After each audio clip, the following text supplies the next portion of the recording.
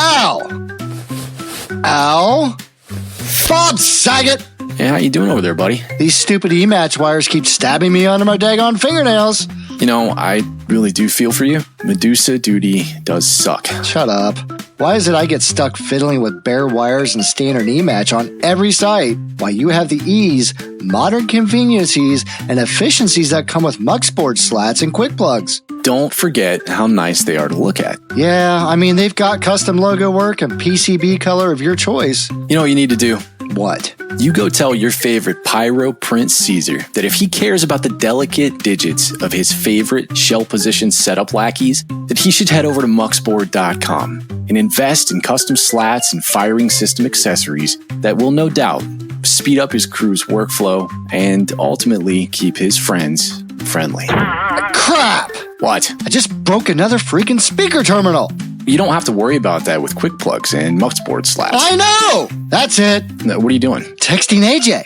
Those on Medusa duty deserve easy setups too. I demand quick plugs, Muxboard slats, and firing system accessories from muxboard.com, or else I will stop reading labels and just wing it. At least until my fingers fall off. Okay, love you, bye. No, you're good. You can go turn it off. Yeah, we got time yet. Hold on. It's all good. The How's whole my first, audio? And your audio is really good. Did you change something? Here we go. No. You didn't? Mm-mm. You sound really good. I think. Thanks. AJ sounds really good. Bill sounds really good. That makes me really happy. I'm happy. And I'm glad. I was just about to start. I'm happy, but I'm feeling sad. All right. All right, I'm back. Welcome, man. I got fireballs in the tubes. And they make me glad. They're useful. When we first started shooting fireballs back in 2003, we were on some property where we usually shoot fireworks, and we started shooting fireballs. And if we did them in the daytime, people would pull in and ask if we were all right because they'd never seen anything like that. And you know what? I understood it, but it happened every single time we did it. Oh yeah, I think to this day, it probably still happens every single time you do it, right? I don't know because I don't have to practice anymore. It's always at an event. You got people in between you and the reporters now. Everyone's expecting it now. That's what they were there for. Uh-huh. You know, what's even funnier, in the first so many years, we did fireballs in the daytime. It was just what we thought was normal and what was right. And it was a number of years before we actually started shooting them in fireworks shows at nighttime. You know, I'm like, I can't believe we're going to waste this fireball and shoot it at nighttime. And now you don't shoot them in the daytime anymore. You shoot them all at night. Yeah. Except for air shows. Yeah. Yeah. Well, and I'm sure they still have a cool effect during the day too. Yep. And you get to see the smoke ring. Oh, they're amazing. I remember we tested one out in the field over the tree line was a subdivision. Yeah. It's broad daylight. We're testing out, shooting multiple tubes so we can be like Bill. Of course, they're like a quarter of the, thought or gas that he uses in one tube. Small time. Small time fireballs. We shoot it up in the sky and looking at it, it's like, oh, wow, look at that ring. And all of a sudden you hear in the background over the tree line, what the heck? Hey, Bill, how many times? I mean, that's kind of a good point because you see articles all the time on social media and the newspapers and all. I mean, if newspapers are still even a thing, but you see a smoke ring, and then people are like, well, "The aliens are here." Yeah, I remember almost 20 years ago, we were at a Kentucky Bluegrass Guild firework club meeting at Dwayne's farm. And, we're close to Cincinnati, and all we did was shoot a little, it was either a 4 or a 10 gallon fireball. And it did a perfect smoke ring, and the wind was barely blowing. So there's a major interstate on the other side of Dwayne's property. And of course, I'm not from up there, so I couldn't tell you what it is. But next thing you know, someone says, "Look over there." And half the cars on the interstate had all stopped. It stopped. And you could see their arms stretched up in the sky. You know, and keep in mind, this is 20 years ago, so they're flip phones and everything else. But we later learned that we jammed Cincinnati's 911 emergency system. And, it was on TV, radio, talk radio. I mean, it was everywhere. And so one of the TV networks had their own website, and they posted, the mysterious UFO up in the sky, and the comments were hilarious.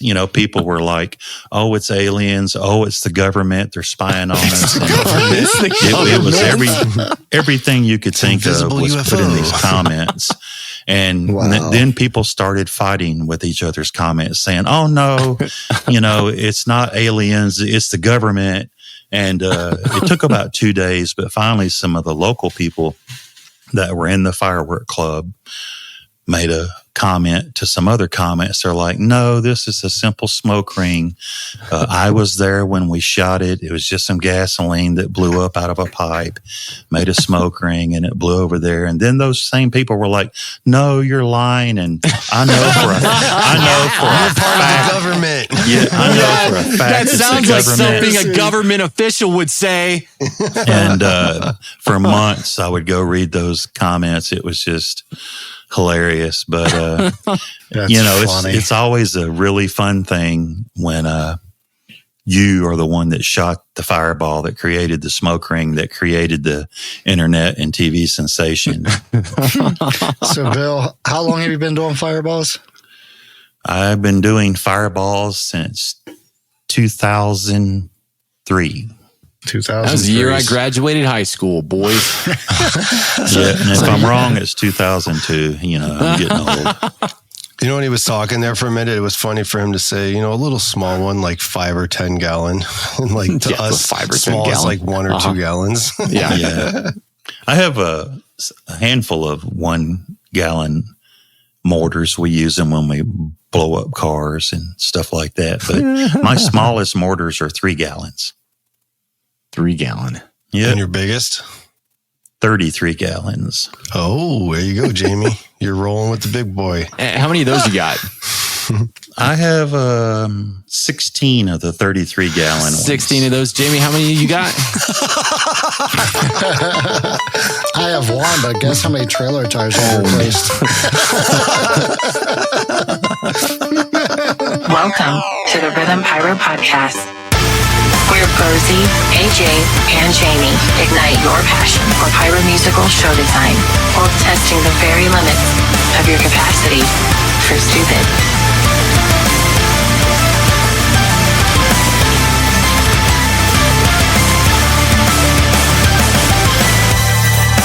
Welcome to the Rhythm Pyro Podcast. I'm Bo. That's AJ. Hola. And that's Jamie. He got 1 22-gallon pipe in those big boy pants. Just one. Just one. We're hobbyists and semi-professional pyro show designers. We're big fans of the modern pyro musical, but today we're going to take all that and dump it down the gully of a 33-gallon steel pipe. We're going to weld a plate on the bottom. We're going to add some science dust for effect. Stop traffic. Stop traffic, call the government, handful of black rocks shoved and glued into a TSA-approved shampoo bottle, and prepare for life without eyebrows. Today, we're sitting down with one of the pyro community's most well-known and beloved entertainers, Bill Corbett of the Fireball Dudes. What's up, buddy? Thank you, sir. Thank you, sir. What an introduction. Thanks for coming on, Bill. Yes, thank You're you. more than welcome. I'm ready for Freddie here. We're looking forward to having you, man. Golly, when did I meet you for the first time? Maybe it was back in 2020. I think it was 2020 at Sky Wars. I got to come back. I think I had maybe a free hour, and you showed me how to wrap. That was one of the charges. Yeah, you showed me how you wrap your charges, and it's really funny. People use the PET bottles. Is that what those are called? Yep. For the charges, but are you still traditional old school? Do you throw your black powder in a baggie and then tape it up? Are you asking me or Jamie? I am asking you. The guy with 16 30-gallon mortars, not to do with one. We used the 3M electrical tape for Yeah. many years. And I went to an event one time and they said, Bill, I need you to save as much money as you possibly can and time. And I said, okay, we can do that. And that's when I started, to use bottles. And like everything, in the beginning, I'm like, I don't know about this. I don't like this. I'm not used to this. Yeah. How do you do this? I hope this works. Anyway, that was 5 or 6 years ago. And bottles are the bomb. And they're fast, cheap, and easy, especially since the electrical tape is upwards to $9 a roll now, where it used to be $3.50 $3.50 to $4 a roll. Holy, man. But if you're like me, you have maybe 10 different size mortars, but they don't make a bottle for every size. So we still might have to use some tape every now and then, depending on the mortar size. On the PET bottles, how do you guys keep those sealed? It's pretty easy. Most everyone drills a hole in the cap. Yeah. And that's when you got to make sure you screw the cap onto the bottle and then drill the hole so the little gasket doesn't fly out and you don't know it. But you just go to any store anywhere in America nowadays, they have this 2-part epoxy. Yeah. Mainly auto stores, hardware stores, etc. But put a little epoxy over the match wire and the cap. And I don't like the 5-minute stuff. It dries too hard and too fast. It may pop off the cap, but just seal the cap. If you're just going to throw it in there and set it off within a few seconds or minutes, you can just get some hot melt glue and seal the cap. Is that a pressure thing when you say it'll pop the cap off? No, it's that's another story. The cap material is not PET. And believe it or not, I actually called the factory where they make them. I called 3M, called quite a few other companies that make glue, and told them, I had a little story I told them where I needed to do some gluing to a bunch of bottles. And every one of them told me, oh, hardly anything sticks to the cap. That material is just not bond friendly. But the bottle, PET stands for poly something. I don't know. I can't pronounce it. But so I've actually started drilling holes in the sides of the bottles and using different caulks and glues. And makes it a little easier. And I'm not going to really tell everybody what I'm doing till I've proven that it works for about a year. Yeah. Because whatever I say, most people will go, oh, Bill does this works. So I know it's going to work. But everybody just drills a hole in the cap and puts some type of epoxy on it. How do you come by all this knowledge? I mean, when you started, Jamie kind of dove into, I suppose. I stalked Bill. Yeah, where you started, right? But I mean, you've accumulated this knowledge over so many years of doing this. Did you have a mentor that showed you the ropes for this stuff? There was definitely a mentor, and as far as I know, he was one of 2 people that actually came up with this on their own accord, separately in different states and at different times. But I was at the firework convention in 2002 or 3. Since you asked me now, I can't remember. But I'm pretty sure it was 2002, Gillette, Wyoming. Yeah. And I took a Andy Nichols special effect class. He's out of Orlando.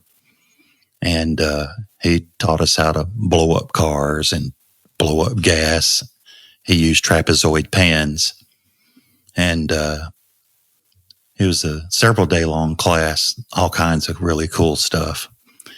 And at the end of the class, someone had asked him, hey, look, I brought this 5 pipes. They're 6 inches tall and they're 6 inches in diameter and 30 inches tall. he says, can I put them in a straight line and shoot them at the end of your class? And Andy said, well, yeah. So after 2 days of taking this special effect class at the PGI that Andy Nichols taught, Andy goes, look, we got a special treat for y'all. This man over here is going to, shoot some fireballs for you. And Andy just looked at him and said, go ahead, man. He hit the button on that thing. It was 5 pipes, 25 feet apart with 2 gallons in each one of them. So it was like a short wall of fire. Oh, nice, man. And all of us were just blown away. And instantly I knew that that's what I wanted to do. Oh, that's great. I live in the middle of a town here in Memphis, Tennessee, and I worked at an airport in management. So I had a badge, and I'm like, man, if I start making fireworks and pressing rockets, I can't do this here at home.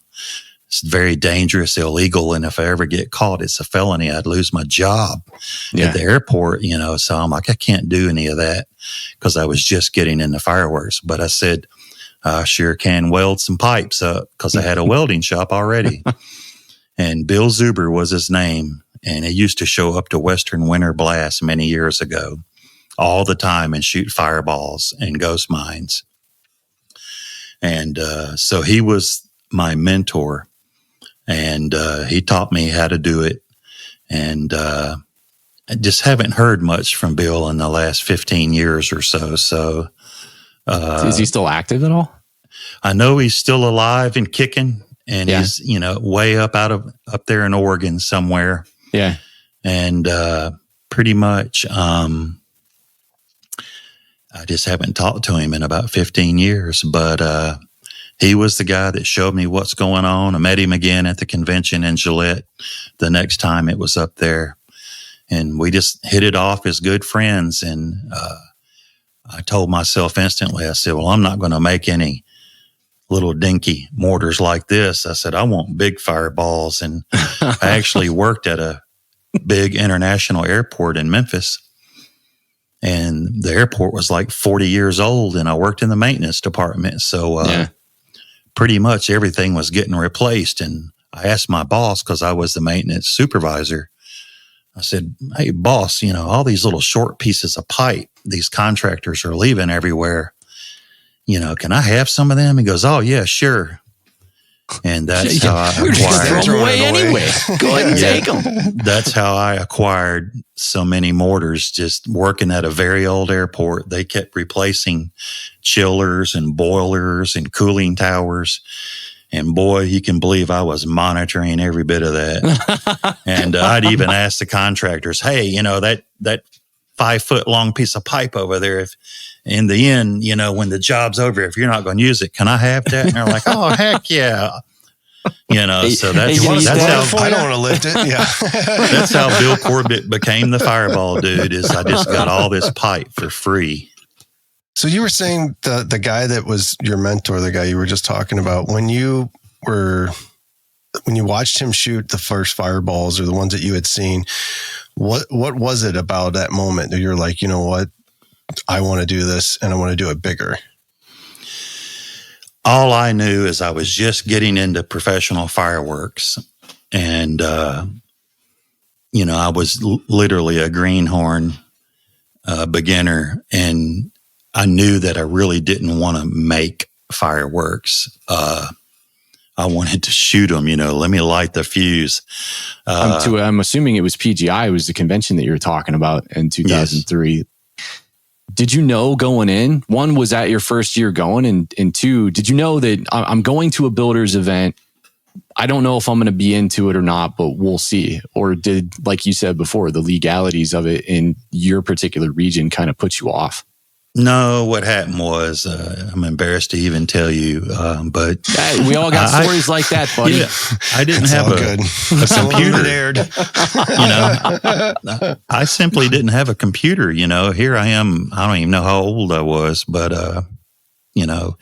couldn't even get on the internet. And they built a brand new library right down the street from my house. And they said, oh, it's going to have 240, computers. I'm like, what? And I was working 3 to 11 then. That's a lot of I said, computers. oh, yeah. I said, I'm going to go in there. So I typed in fireworks on the computer and Pyro Universe came up. And then I learned about Pyro. I learned about Pyro Universe. That's before the photo section and the little chat room and forum. That was just this basic infancy, back then, and discussion at its rawest form. Yeah, I kept clicking on fireworks, and next thing you know, the PGI firework convention popped up, and I'm like, what? I said, there's other people that love fireworks and there's a convention. So literally I showed up knowing nothing, zero, zilch. I mean, I literally knew nobody and knew nothing and just took a bunch of classes. I mean, the special effect class was, your heart really had to be in it though. Because I think I know where AJ was kind of going with that question, just seeing it, because to pursue that, especially at that time, did you live in Tennessee? Still do, yeah. Still do. I'm still in the same house. Gillette, Wyoming. Did you fly to that first PGI or did you drive that? I always have to drive because I buy stuff and take stuff. That's right. I noticed you fly over top of so many fireworks stores. It's a 24-hour drive, Oh, my God. 2 days. But I learned a lot and met a lot of people and realized, oh my goodness, this is a big deal. Yeah. And there's a lot to learn and a lot to do and a lot of stuff here. So that's when I fell in love with the PGI and fireworks even more. Yeah. Did you have an idea what seminars or classes and things you were going to take, or did you just kind of, wing that too? Well, they kind of tell you all that stuff, what's available before the convention starts, but it was still so far over my head and whatnot. It really didn't matter to me. I've loved fireworks my whole life, and it's getting ready to, go on a 7-day journey, actually 11-day journey, but a 7-day firework convention. So I was happy and proud no matter what happened. And, back then they shot shows 6 nights a week, 3 shows a night. And it's back when fireworks and shipping were cheap. Yeah. Oh, yeah. Yeah. They may have been demos or shows, but there were 3 a night and it was 6 nights a week. So it was tons of fun at nighttime. Still is. Yeah. Yeah. Well, thank you for making the choice that you made when you got there that year in 2003.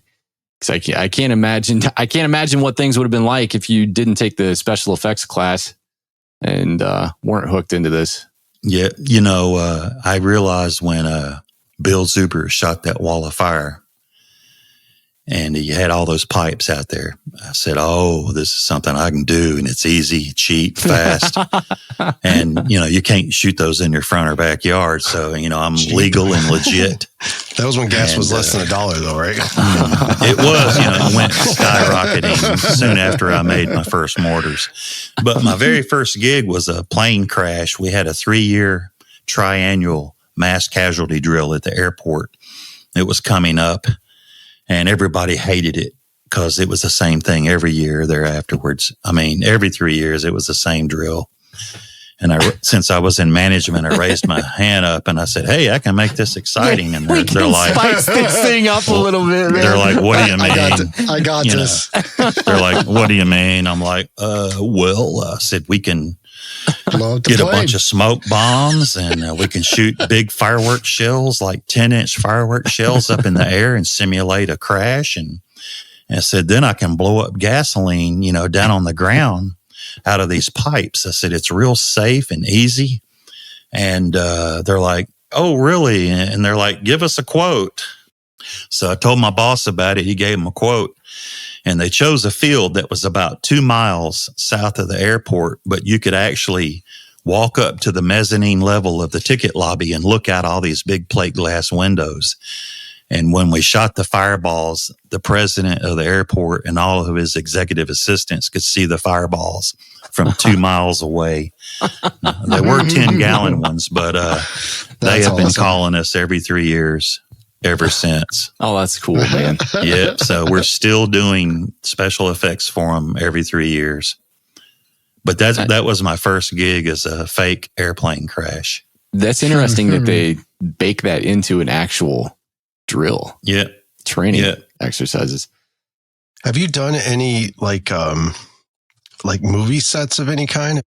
I don't want to sound like I'm out of Hollywood or a seasoned veteran with this, because I'm not. But to answer your question, yeah, we've done a handful of movies, if not more. And nowadays, my boss gets calls all the time to go to Nashville to do music videos, and he just blew up a car. Nice. In one of those just a couple of 3 weeks ago. But I did, Junkyard Dog with Vivica Fox. All these are like grade B movies and other types of movies. They're not blockbusters. But there's a lot of people out there. I don't know what you call these movie festivals where they have all these directors that have made these little 7 or 8 minute long movies. But, they have these festivals every year in quite a few different countries and states for these up and coming, movie directors to show their skills and whatnot. And so we've blown up barns, we've blown up cars, done, a handful of different movies. Even we redid the airplane explosion for Raiders of the Lost Ark, the adaptation, which was a movie by a bunch of high school and elementary and junior high school boys. It took them 7 years to make this movie. Oh, that's Raiders cool. of the Lost Ark, the adaptation. When you were on Jason's podcast and you were talking about that, I thought that was really neat. So, we blew up the airplane. We blew up the fuel dump. We blew up the fuel truck. Yeah. And it was pretty fun being out in the middle of basically a desert down in Van Cleve, Mississippi. It was so close to the coast. It was all sand. It looked like a desert. And just got to blow stuff up for 7 days. Can you watch a movie with an explosion in it without going through going through your head and saying to yourself, here's what kind of mortars I think they're using. Here's what kind of, gasoline they're using. If they've got diesel, Too like much all lift. of the other thing. Like, is it even possible for you to see an explosion in the movie without going through that thought process? I can't walk anywhere. I look at every weld. I look at every explosion. I critique everything that I do everywhere I go. But when you actually know what you're looking at and you're watching a movie, you can tell if it's CGI or if it's real. Or sometimes when they blow the door or a hood off a car, you'll see the cable that's attached to it. Certain states make you attach cables to them so they don't fly into the crew working. You put too strong of a charge and your door's going to go, 100 feet instead of 30 feet. But you can catch some of that when you actually know what you're looking at. If you could pick one movie to recreate the explosion in, what do you think you'd pick? Well, I'm terrible with movie names, but we all know what I'm probably going to say.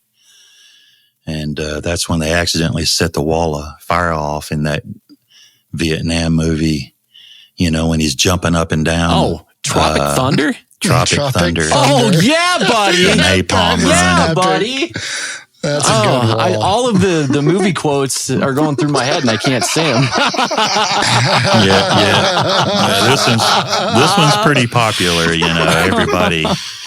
It was the thing there for years.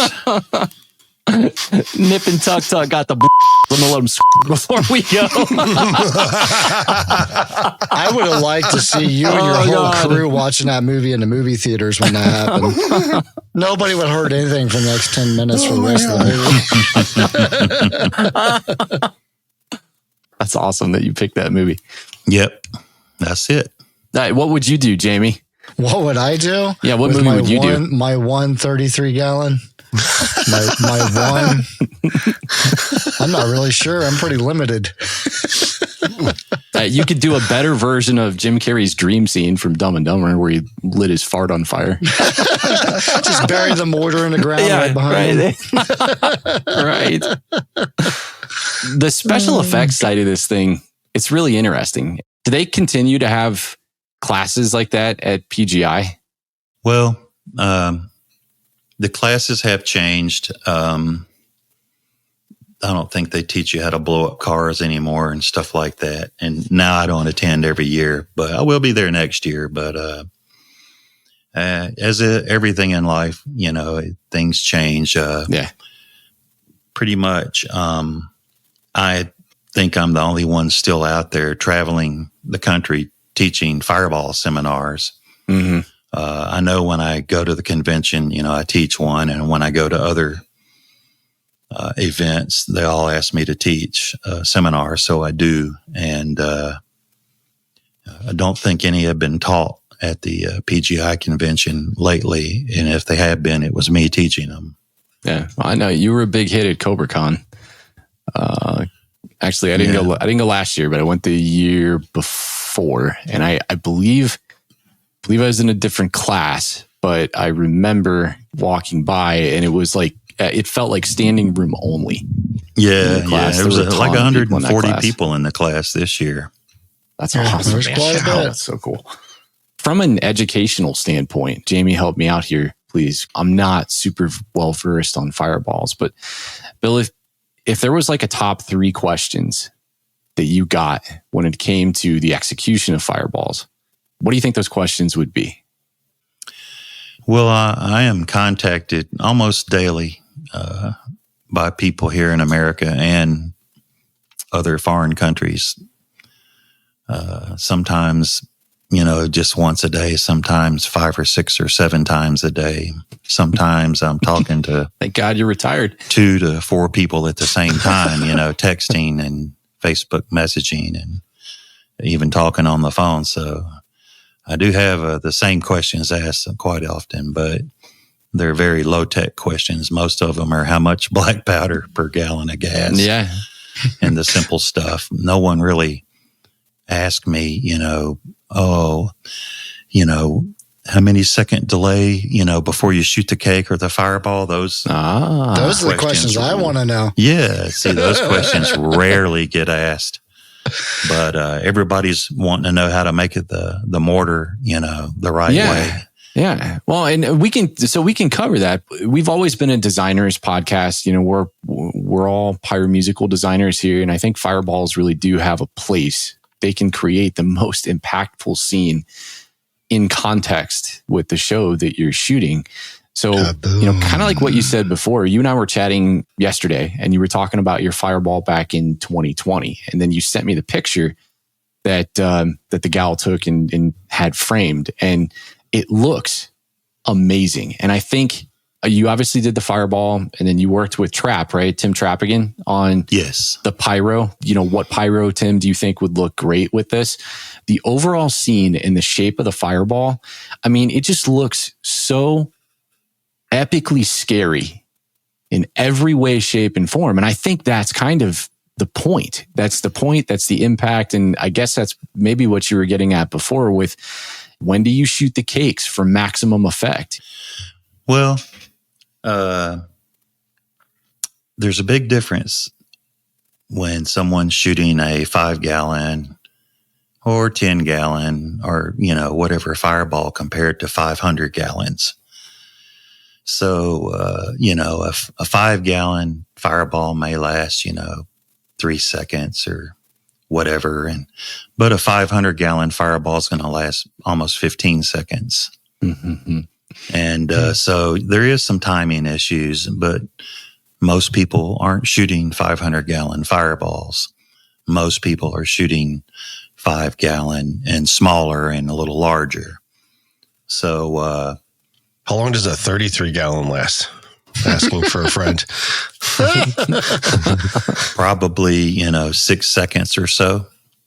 But I have learned. That's what I have it set at, 6 seconds. Yes.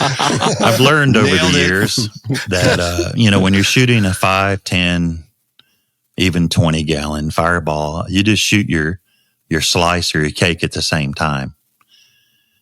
So you just, if you're a parallel guy or a series guy or whatever, you just shoot them all at the same time. I shoot so many events, and it's easy for me to practice, So if you're at an event where it's just a bunch of pyro people, you can play around and, learn some stuff. And, if you mess up, no one cares. We're all just having fun. But if you're if you're in a crowd, 10,000 people, you don't want to be experimenting.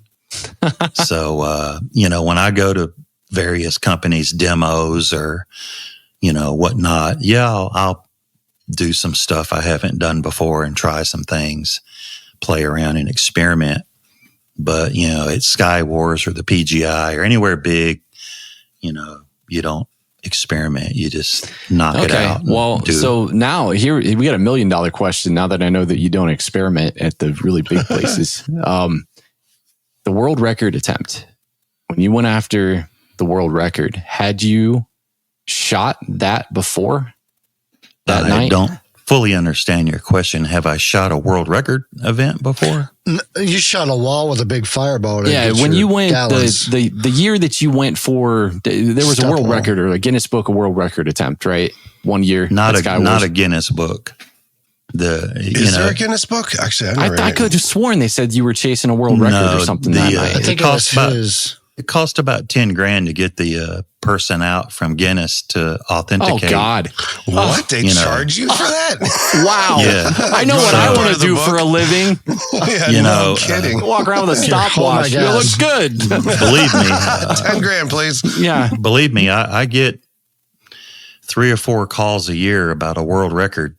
I think I've received maybe 3 to 4 world record calls in just the last 2 months, but, for next year. But once they learn that it's $10,000, they say, I'd rather spend that money on more fireworks or more pyro. Yeah. But don't get me wrong. There are crowds out there that can afford that in the blink of an eye. Yeah. But most people like you and I are wanting to have fun and just, everything's cool and let's whoa the crowd. So it's like, let's spend that money on, more pyro. So that's what happens a lot. But I just wanted, the Missouri Pyrotechnics Club to say that, they had the firework world record shot. That's all. It wasn't for me. Okay. And believe me, I've been shooting gasoline for 22 years. There for a long time, we were averaging 5,000 gallons a year. So, it doesn't matter to me. Wow. I'm not trying to beat my own world record here.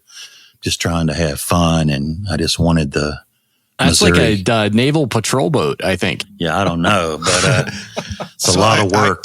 I got interested here for a second. I'm like, I wonder if there is anything in the world records. So I noticed something here, and it says Nashville, Tennessee. You said you're from Tennessee. Was it you that set 4,750 fireballs off for St. Patrick's Day? No. Okay. Those are probably drinks. Green fireballs. That's probably drinks.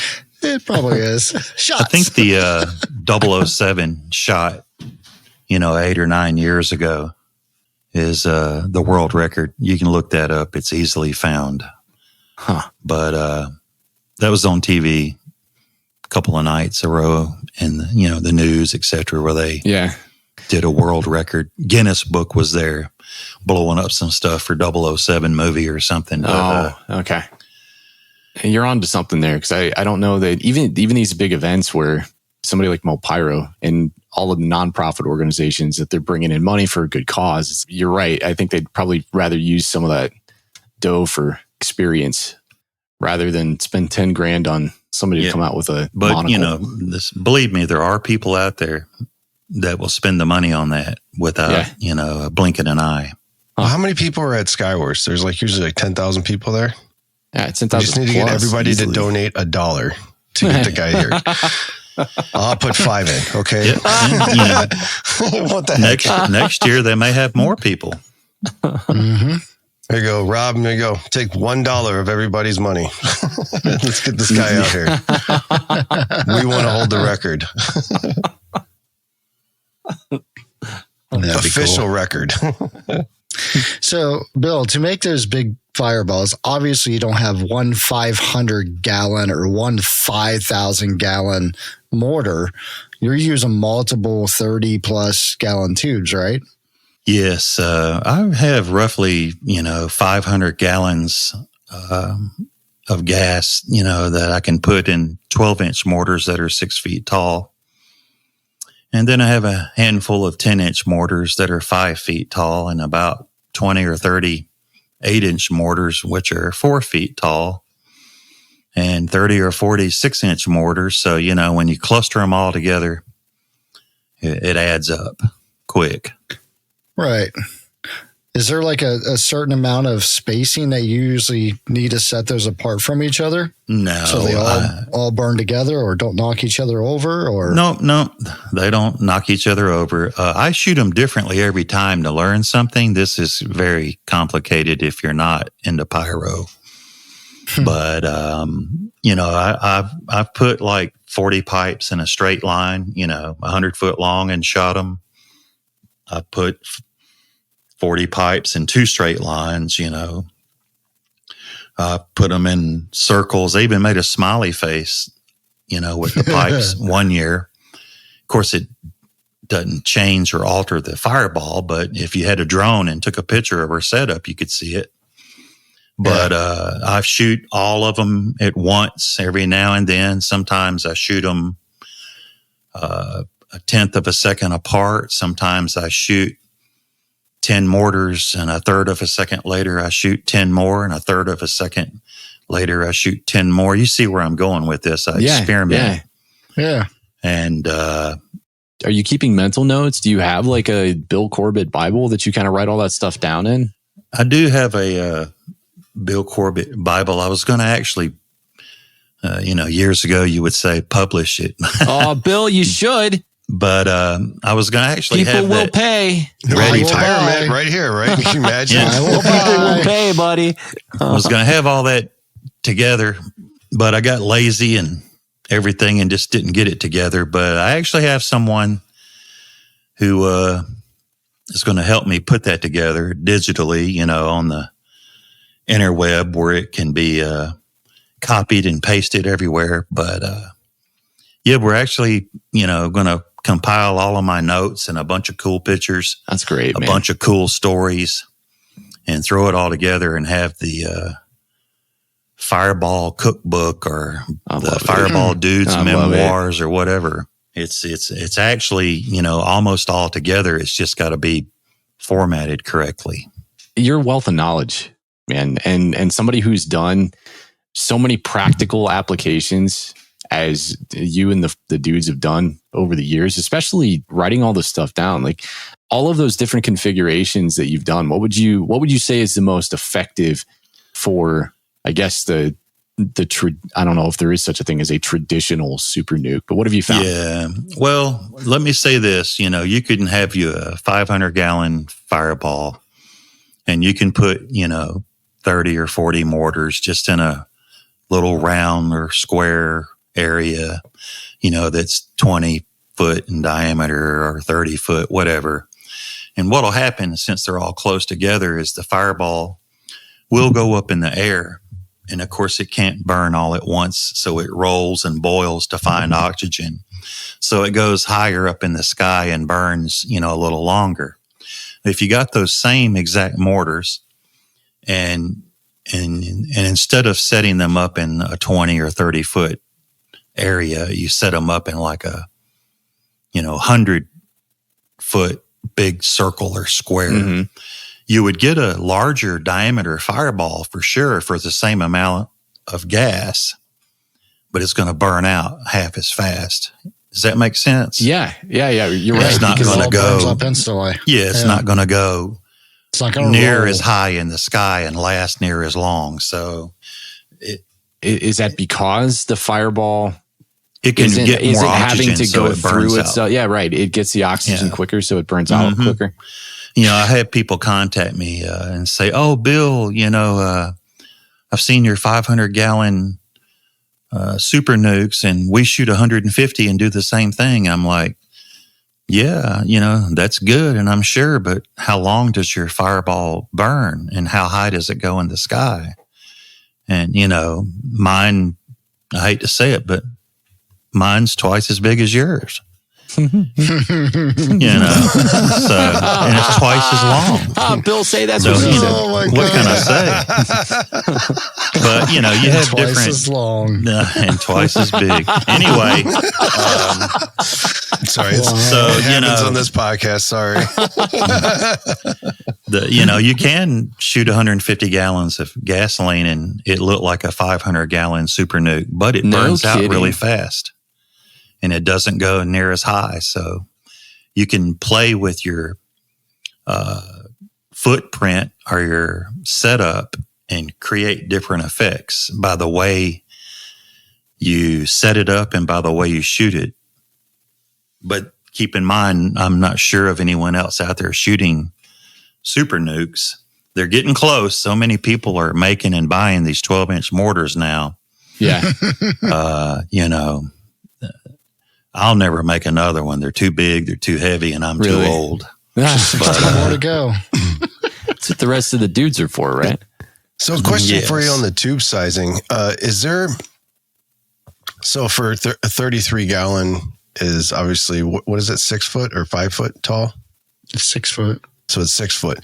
So what about a wider footprint? So if you had like say a 3 foot round piece of steel, but it was only 2 feet tall, what does the difference do there? It's a lot more black powder to force that out, isn't it? Yeah, about 4 times the amount, if not more. Okay, so that's that's the difference. Is it requires more charge to get it going? Would it change the shape though? A little bit, but the crowd would never know the difference. No kidding. Right away, I would have thought that would change the perceived look of the fireball. That's really cool that it doesn't. I thought it would just like be an instant like ground thing more than it would be more of a rolling thing. It does change it. We would notice a different effect, slightly different, but the crowd probably wouldn't notice. The tall, skinny mortars require much less black powder to do the same effect. And a short, fatter mortar requires, 2 to 4 times the black powder to shoot the same amount of gasoline. Because what happens is people contact me all the time and say, Bill, I found this scrap piece of pipe or square tubing, what size charge? And so I have to calculate and guess, if it's only 18 inches tall and it's, 14 inches round, then I know what to tell them. But if it's, 6 inches in diameter and it's 4 feet tall, I know what to tell them. You can shoot a lot more gas, a lot cheaper out of a tall pipe, but you pay the price because Newton's third law, you can't fool Mother Nature. The shorter, fatter mortars don't have as much recoil in the ground. They still have some strong recoil, but the tall, skinny mortars bury them. They're going to go in the ground really far. I don't. One time use. I saw that post you put on there where somebody had shot like 5 or 6 of them and they buried them 5 feet. No, 10 feet. 10 feet. Oh my Lord. Yeah, he sent me pictures. Gone. He sent me pictures of a track hoe digging them out a couple of days later. Oh, the 12-inch mortars, 6 feet tall, they went 10 feet into the ground, all 5 Holy of them. cow. So that's a good question. We always talk about putting bases underneath of them. How much of a base do you need before it's like, okay, this is a little bit excessive? Well, the 12-inch mortars, in my opinion, are the biggest anybody ever needs to make. And I'll never make another one because I got 16 of them and I'm too old to be moving those things around. But they've torn up every base I've ever made for them. No kidding. Out of white oak and, 12 pieces of 3/4-inch plywood. It doesn't matter what you use. They're only going to last, 2 to 6 shots. Oh, wow. It's better to dig a trench in the ground and throw some railroad ties in them and shoot your Super Nukes that way and just pull them back out of the dirt and load them back in the trailer. That way, you don't have to carry all those wooden bases with you, and it takes up all the space in the trailer. And you're saving all that tonnage. The wooden bases weigh 127 pounds each for the 12-inch mortars. Jamie, were those the ones that you were showing me this weekend? Oh, those 8x10 railroad ties? Yeah. Yeah, those are heavy. I think his are heavier. I mean, mine are pin oak. Yeah. And those get buried, Bill? Depending on where I'm going and what I'm doing, if someone just wants a super nuke, I ask them, can you bury, the mortars on some railroad ties? If they say yes, then I tell them that's what I want to do, because, if I bring 16 wooden bases for these 12-inch mortars, that's 2,000 more pounds and a whole lot of square footage taken up in my trailer. Yeah. And another tire. And if I don't have to carry all that, I can carry more mortars and have a bigger fireball. If they got a little track hoe or backhoe out there, and they can dig a little trench and throw a $10, used railroad tie in it, saves me a lot of work and a lot of heartache and blowing tires and fenders Just off take my your tubes trailer. and go. Yeah. A lot of people don't really understand why we bury them. Sometimes they think it's something that we were mandated to do or required to do, but no, it just saves me a lot of physical work and space in the trailer, and I don't overload the trailer. What about metal bases? I don't have any metal bases. Well, I'm saying, like, on some of the ones that I've seen, they already come pre-built with like a metal flat base to them, kind of thing. A square base on the bottom. Yeah, they're smaller ones. They're like 3 feet tall, kind of thing. Yeah, I actually have some square bases on some of my smaller mortars, but you can't rack them up against the wall in your trailer or truck because they have square bases on them. They all start leaning. So yeah, if you got a bunch of 12-inch mortars with 16-inch square bases on them or whatever, it's kind of hard to transport them, safely and easily. Gotcha. Because when you go to ratchet them, they're going to all lean. They might, fall right through your floor when you hit a pothole. What's your trailer rated for as far as weight? 30,000 pounds. No, it's 10,000 pound gross weight, but the trailer weighs, 2,500. So I can carry 7,500 in it. Huh. But after 8 years, she's showing her age. I'm gonna have to get a new trailer, whether I like it or not. 14K this time, right? Yeah, unfortunately, trailers have doubled in price, and amen.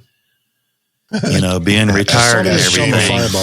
Yeah, I'm not in business, and I'm retired, and $14,000 is a lot of money for a trailer. But for safety's sake, I have to get one. I can't drive old Betsy around much longer.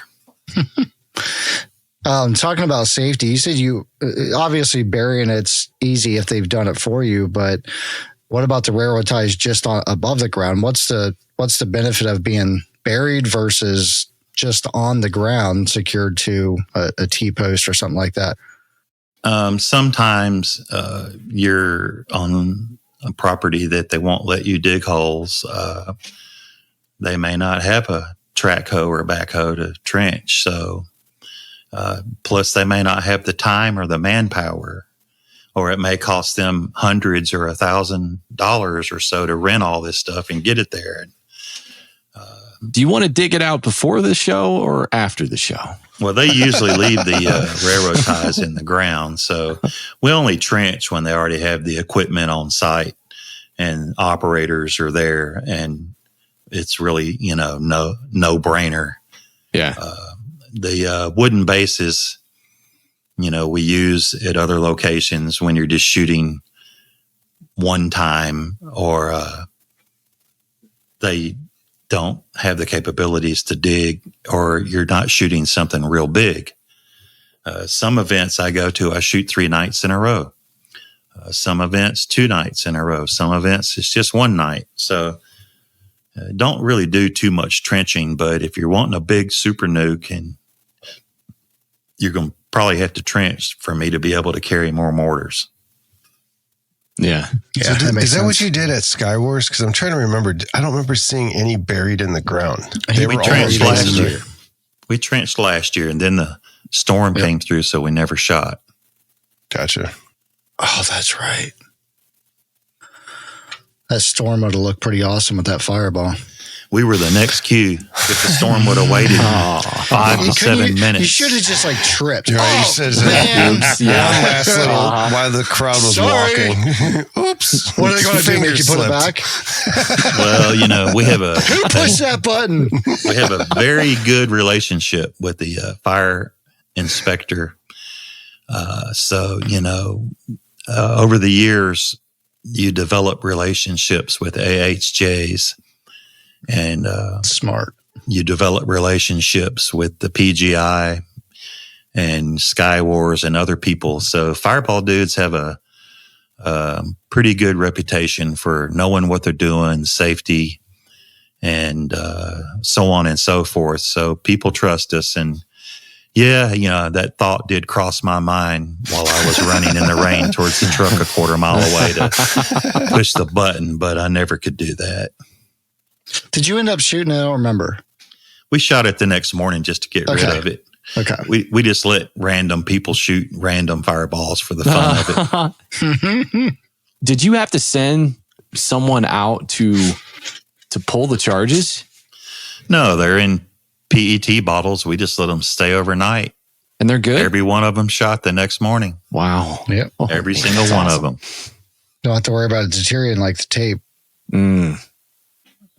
How long do you think those PET bottles can hang before they do start to deteriorate, or before the epoxy starts to deteriorate? I don't know. haven't done that obviously test yet? no one would ever leave a fireball ready to go for longer than overnight anyway. Yeah. So. Well, I think that the times that I've seen people shoot them, the charges are, they're always they always go in last. It's the last thing to go, usually before the lead shooter heads to the field, or before the field just kind of closes down for the shows. That's kind of when they get dropped. Yeah, and that used to be the case when we taped them a lot. You always worried about the tape, but the reality of it is they can stay in that gas for a long time. And when you think about it, if you got a 6-foot tall mortar full of gasoline and that charge is laying in the bottom, that's almost 3 pounds of pressure. Just by gravity, Yeah. They call it in the piping and pumping business feet of head. But, there's 2 to 3 pounds of pressure pushing on that bottle when they're in the bottom of a 6-foot tall mortar. Yeah. So it's trying to get in there. Do you put water in yours too? No, that's less gas. Less gas. Well, think about the way it. he answered that. Are you kidding me? Well, look, if you're shooting say you're shooting 850 gallons of gas, well, heck, I'd have to have 100 gallons of water. Yeah. Might need you need 3 gallons of water. Yeah, so might need 3 gallons three. of gas you could have had. Yeah, I don't want to shoot 100 gallons less gas. I want to shoot 100 gallons more. So tell us about the water, Bill. What are the pros and cons? Obviously, the con is it's less gas. But is there any pros that are beneficial in a scenario Sure, that it would be recommended? I actually use water every now and then if I'm on a golf course. Or say you're doing less burning on the ground. Yeah, you don't want to damage a ball diamond, a ball field or a golf course, or even at an air show. I do air show pyro quite a bit, and I watch those. I even worked at an airport for 30 years, so I kind of got some airport experience. But the wind's always blowing at an airport, so. When you shoot air show pyro, if you haven't already burned off the grass, soon as you shoot something, you have the propensity to have a really big grass fire. And that does happen. Even a couple years ago, somewhere, I can't remember where it happened, but they shot some air show pyro and had to shut the interstate down. And the smoke was just terrible. So, there is the need for water in certain circumstances, and most people do add water because they don't like the fire on the ground. It's a distraction. Yeah. And I don't care. I'm just old school. So I don't care. If That's right. That's why they give you so much space at Sky Wars. You got a nice big padding to burn everything up. But there's a whole lot of people out there don't want to see fire on the ground. So if you cover the top of your lift charge by an inch, maybe 2 inches, you got a much better chance of no fire on the ground. Seems like a great way to make all your peers at the table kind of nervous. Yeah. So the water trick is a good thing. Is there another benefit to it? So let's say you're using your tape method, 3M in the plastic bag. The gas obviously eats through that. So the water kind of buffers it a little bit more. Yeah, the water doesn't do anything. You know, that tape, the tape is actually used underground all the time for high voltage wiring splices. So this 3M tape is made for underwater use. So the people that use water in their mortars, they love it because they know when they drop their taped charges down there that the gasoline's not going to attack it. Yeah. And then the science behind that is water's heavier, right, than gasoline? It goes straight to the bottom instantly. Huh. Kind of like those bad tacos. And kapow. Here's another question for you, Bill, that I always wonder it, and I always forget the numbers and, the things, but safe distances for fireballs, you got a 6 gallon or you got a 2 gallon, 6 gallon. You could be fairly close to those. 30 gallon, you're starting to have to get a bit further. And obviously Skywars, your 500 plus gallons was pretty brutal to the touch if you got too close. So what is I know there's actually a safe recommended distance for this type of effect, but what is that? Do you know off the top of your head? Oh, that's a long story. That'd be another podcast, but don't worry, we still got 2 hours left on this one. My eyebrows have grown back 16 times since I was. There are some NFPA guidelines out there for gasoline fireballs, and I'm not going to look them up on my phone, but they happen to come from me and some PGI people. And it helps some fireballs get shot at a show down south, and someone took those to the NFPA meeting, and they got put in a book. And so now they are going to come out maybe next year with Ghost Mine, Cremora, and Fireball information. Oh, great. Nice. Yeah, pretty much 1123. And it's being written by people who are in the industry and love fireworks, and not by some people who are trying to be really restrictive. So yeah, there will be some information coming out soon in NFPA about all of that, and it'll be good information just to help people look at it, and at least something's in writing, and in the back where there's reference in index and other stuff, they'll expand upon it a little more. That's really important, that the regulatory bodies are looking to the industry for direction on what's sensible.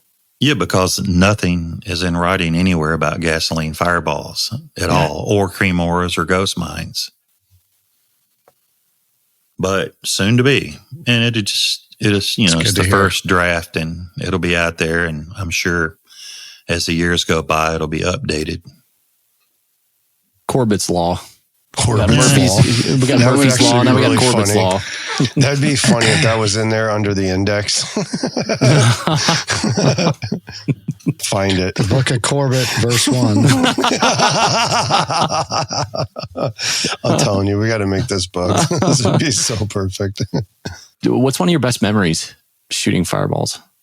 The picture I sent you in 2020, the first year we were at Innsbruck, at Sky Wars, the Missouri Pyrotechnic Club. And that's the year we set up the Super Nuke and a smiley face on the ground. Yep.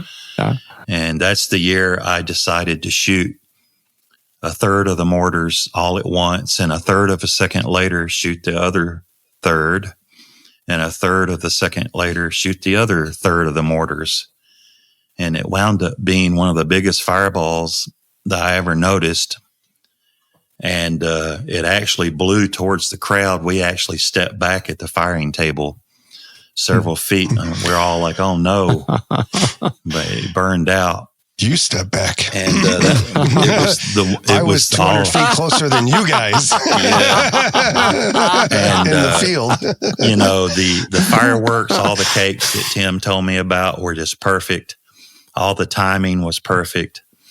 And I learned that if you shoot a big fireball, shoot it in 3 different cues, about a third of a second apart.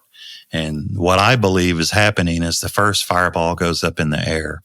Say it's, 200 gallons. So a third of a second later, another fireball gets shot up in the middle of that one, and it pushes it and expands it out and pushes it up higher. And before you know it, a third of a second later, here comes another, 200-gallon fireball. And it just made the fireball so much bigger physically in size. As a matter of fact, about 2 to 3 years later, I had someone contact me, and they're like, Bill, we have a big show every year at blah, blah, blah. And we just, have this budget and a limited space, and there's nothing we can do to make big changes. Is there anything you can tell us, to help us do something bigger and better? And I said, well, I think they were shooting like a 200-gallon fireball. I don't really remember. And I said, shoot it, in 3 cues, a third of a second apart, and it might look a lot bigger. And man, it was like a week later they shot the show. He sent me the post that they had to post. The city actually had to make a post. Oh, we're sorry, everybody. The fireball was so big this year. But we consulted a professional in the field, with 20 years experience, and he told us a different way to shoot the fireball to make it look bigger, and it worked. And we didn't mean to scare everybody. And, the same amount of gas was shot, and we followed all the rules, and we apologize if people got scared. But sorry, not sorry. So Sorry, that's what I was telling you earlier. You don't just keep doing the same thing all the time, year after year after year. Experiment, set it up differently, shoot it differently, wire it differently. In the end, you're still shooting it all. And it's CAJ change is good. Yeah, it's all still going to go up in the air, but you got to learn some stuff. So, the fact that you constantly kind of challenge yourself. We all fall into tendencies. We see something that we think is optimal or that just looks really cool, and then we kind of stick to it, and then we don't have the tendency to kind of go outside of that. I do it all the time too. But you shooting as many fireballs as you do and being able to configure all your mortars differently and experiment with different things, and the fact that you're writing all of this stuff down as you go, it's probably provided you with so many solid data points over the years to be able to convey, here is the cookbook or the formula for the perfect fireball. Yeah. And another thing that happens often is someone will say, hey, Bill, can you show up to my event and bring some of your mortars and, supplement the show and just help? And I'm like, yeah, we'll be there. Mm-hmm. And as soon as my fireballs shoot, they go, oh, yours looks so much better than mine. I'm thinking, huh? I didn't even notice or never thought to compare. And they're like, oh, Bill, your fireballs look so better than mine. I'm like, you ever look at them and go, I know. Yeah, no, I don't. No, I don't. No, and I know you don't. Everybody says the taller tubes, shoot better fireballs, but I wouldn't know. I don't have, short tubes, so I always shoot out of my own mortars, and that's all I know. But it's kind of weird that every time I go help someone, if they made a bunch of small mortars or shorter mortars, That's the first thing they instantly say. As soon as it shoots, they notice a difference. Huh. I don't, but Yeah. they do. Do you think that the short ones could be used in conjunction with the taller ones to create different shapes in the fireball? Maybe and maybe not. The less gas you shoot, the quicker it burns out. I can't tell you how many times over the years someone found some free pipe or drill rod, that's 3 inches in diameter, and they'll make a bunch of mortars, a foot and a half tall, and they'd go through all this work. And once they shoot them, they're like, oh, they're too small. As soon as you fire it, the fireball, burns out in like less than a second. So Yeah. It sounds like if there's a theme, or at least something that I've learned over the last hour, it's that trying to stretch out and lengthen the amount of time is really all about choking your oxygen levels and trying to, like when you're compounding all those fireballs, like if you're shooting them through other fireballs, they need oxygen. So they're just going to keep rising until they find it. Yeah. Yep. And when you shoot, small fireballs, that doesn't happen. You can overload or overshoot, make a lift charge that's got too much black powder in it. And instead of having a rolling, boiling ball of fire up in the air, it's just a column of fire, and it's really fast and little to no smoke. Yeah. Because you've atomized that gas and shot it out so fast it burnt. It looks like a column. Yeah. So you can Instead of a almost like a rolling pillar ball. mine? Is that what you're kind of saying? Like, so Yeah. instead of a ball. Mhm. Oh, so that's really cool. I But, didn't know you could do everybody that. loves the rolling, boiling ball. They don't really like a fireball that lasts 1 second, that burns out, and it's like, what happened? It's gone. Is there any way to make somewhat like a pillar mine, but last a few extra, like a second or two? Yeah. I've done some experimenting. I'll go ahead and tell you about it. But we're kind of playing around with some new mortars. We're welding bell reducers to the top of the mortar. So say you have a 6-inch mortar that holds 4 gallons of gas. I got three Google feet this tall. part here. It's the equivalent of welding a funnel on the top of it. Go from a Oh, 6 okay. inch I to a got you. 4 It inch. looks, Yeah, like so- it looks like a little nozzle. Yeah. Mhm. So a year or two ago, we welded some on top of some mortars. And I always play it safe, so I got some 6-inch to 4-inch and 6-inch to 3-inch bell reducers and welded them onto the mortars. And I wasn't happy at all with the effects. So last week, I went and bought some 6-inch to 2-inch bell reducers. Holy crap. And we're going to weld them on, and the farmers are harvesting the fields this week. So we're going to do some R&D next week. Nice, man. And That's we're going to have cool. what I call squirt mortars. I love it. Talk about the distance for testing on that one. What are we talking about here? Well, we're in a 100-acre field and using Cobra. So yeah, but So if it looks really good, what are the odds that we're going to see some squirt mortars at Sky Wars? very high. Snowflake. My man.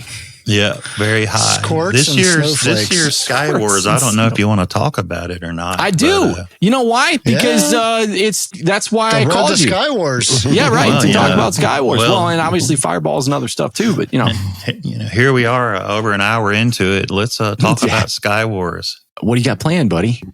The raffle winners usually set off the first 2 fireballs of the event. Mhm. And so that'll still happen.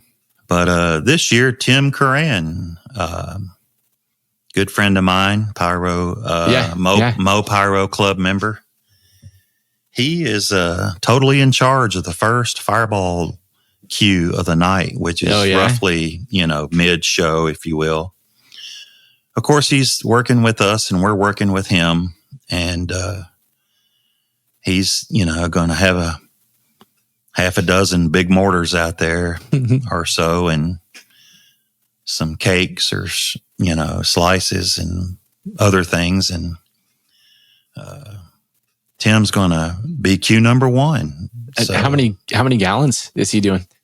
I can't really give away all of his. Oh, it's top secret. Information. Okay, it's one of those. Gotcha. But, Gotcha. He's using more than 1 gallon. Upwards than 1,000. upwards to 100 gallons. He's using all of his space age mortars that he's made. They look really cool. Yeah. They look like rocket ships and have Sky Wars on them. And, he's very talented. That's cool. Very talented man when it comes to, welding and machining and pyro and Decorating. whatnot. Good friend of mine. And matter of fact, since I'm going to be 64 here in a couple of weeks, I've been talking with Rob and Tim, and Tim's going to slowly but surely take over fireballs for the fireball dudes at Sky Wars. I don't know if I want to be 70 years old, toting 15,000 pounds of gear all over the country, blowing up the world, and as old as I am, I'll be 70 in the blink of an eye. So, you have to eventually realize that, times change and things change. And so I told Rob a year or two back that, hey, we need to slowly start interjecting someone into the fireballs with us. And after, 4 or 5 years or whatever, slowly hand this over to the club. I'll still be there most every event working and helping, but, I'm not going to live forever. And I'm getting where it's tough to move these 12-inch mortars around. And fireball dudes will still be there. It's just Tim over a period of years is going to slowly but surely become the one. How do you not get romantic about fireworks, man? I'm the product of a generational pyro. My father has done this for a lot of years. And, I know that not every pyro is like that, but it tends to be extremely special. And the fact that you've always been so open and so giving with information, that it's so important to you to convey what you know to the next generation, so that we can quite literally keep building, and keep getting better and honing our crafts. Because right, and as a matter of fact, there's something really big going on next year at Sky Wars. We're going to actually have a fireball show. Oh, no kidding! Yeah, not a 20-minute show. It's just going to be 2 or 3 minutes or 4 at the max, and it's kind of sort epic. of That's a lot Jim of mortars. Walter's idea. Yeah, I don't know. Great. Chad's going to go to Sky Wars and try to duplicate it. Oh my God. But Jim No one's going Walter to loan and any I. equipment out to anybody next year for Sky yeah, Wars. because everybody in the United States that comes to Sky Wars that owns fireball mortars is going to be in the same place at the same time. It's going to be like that scene. It's going to be like that scene from Braveheart. I mean, wait for Bill to call. Hey, do you get that 133 gallon? I just need that one. Bill, how do you? I mean, who'd you say is heading that up, and who's designing the show? Jim Walter. Jim is. Oh man, Nice. yeah. Jim did the national anthem last year, didn't he? Yes. Oh, buddy, Him and I have dude, that's become, awesome. Yeah, him and I have become really good friends over the last year or two, and we've actually worked a couple of shows together recently and gone out to eat a couple of times. And between Tim and Jim and Bill and maybe several other people, we're going to try to throw together, I guess, the world's first fireball show. I don't really know what it's going to be named or titled, but we're easily going to have 100 or 200 mortars out there. I love it. God. And Oh my God. it'll be probably more than previous world records, but That's a lot of gas trucks. we're gonna do our best to really have some flame equipment out there, the isopar, maybe propane. Oh, dude. We're gonna do our best. We got a whole year to test, really throw something together. So that's so cool, being able to take the foundational fireball and all of these associated effects and special effects that are done just in traditional flame effect, and do an entire show with it. That's keep in mind, well. This show will be designed with pretty much knowing that there's going to be a lot of smoke generated. So we're going to be trying to shoot things in different parts of the field at different times, so the smoke doesn't obscure, any fireball or any effect.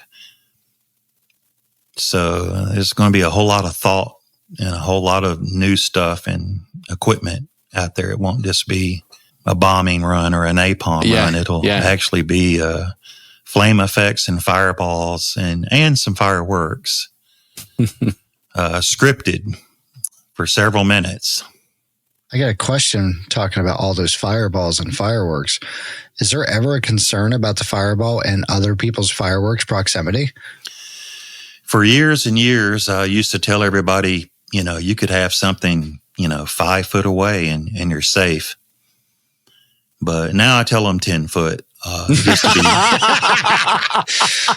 to be real safe. Yeah, just to be real safe, I say 10 foot. But it's weird, if you're using water, which I do not at Sky Wars, but if you're using water, you're pretty much safe, really close. But,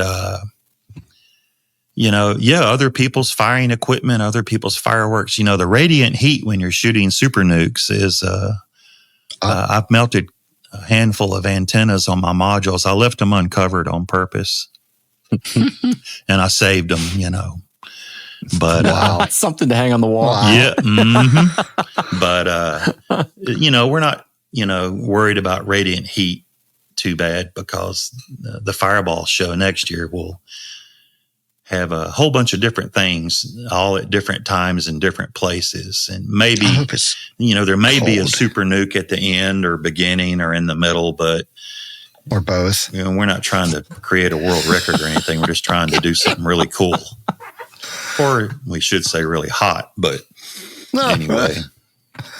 Well, I think it's a lot of work. Yeah, that's a lot of effort. Oh my God, that's going to sounds like a lot of gas. People to do this. But that sounds like the most exciting part of that for me, and I guess how that resonates, being that we're so focused on the design aspects of things, and the fact that you're working with Jim Walter of all people. Jim is creative as hell. I was emotional watching his national anthem at Sky Wars. I cannot wait to see what you guys actually do with that. Yeah, I am thrilled beyond thrilled, and I already know it will be successful because Jim's involved. Try to get my boss involved. My boss has a lot of flame equipment, and he's been telling me for 15 years, "Oh, Bill, I want to get up to Sky Wars one day, but I keep having shows." And I said, "Boss, this is the year. Next year, I need you and your equipment." Yeah. What's he got? Projectors? Well, he owns a business, so he's got, all kinds of stuff. Mainly what I need is the liquid equipment that shoots isopar. He's got, the old sunshine units that have 5 heads. He's got some units that shoot 1 head, but it goes like 60 feet up in the air. Oh, nice, man. We're not talking G-flames here or anything. We're really too far away for all that. Yeah. Where we set up. So it's mainly, fireballs and liquid Some of the flame machines. effect equipment, you guys could probably throw that on a front line. Yeah. Oh yeah. We're going to hopefully have more than one line. Yeah. Have you seen those Explo? Oh God, I can't remember what country makes those. Is it Germany that makes those Explo machines? It's the ones that have they got the movable head and that super, super tight flame. Yep. I don't have any experience with those. Do your boss's machines, are they manual? Do they run on, do you know what kind of communications protocol they use when it comes to scripting? Is it DMX? DMX, yeah. Yeah. 4-pin cable. Yeah. That's awesome, man. That's awesome. Bill, we're about an hour and a half in, and we're going to go to voicemails because we got like 6 of them. Holy hell. I'm ready. All right, buddy. You're not ready for the intro music. That's for sure. Oh, yeah, watch your ears. Yeah, Why don't you ever pick up the phone? I've got something to ask you. I was so what's in your brain? Guys, there's so much knowledge in here. Pretty ways, ready ways, and I'll give it to me. Something tells me you're not a metal guy. All right, so first one's from the official meat purveyor of the Rhythm Pyro podcast. Oh,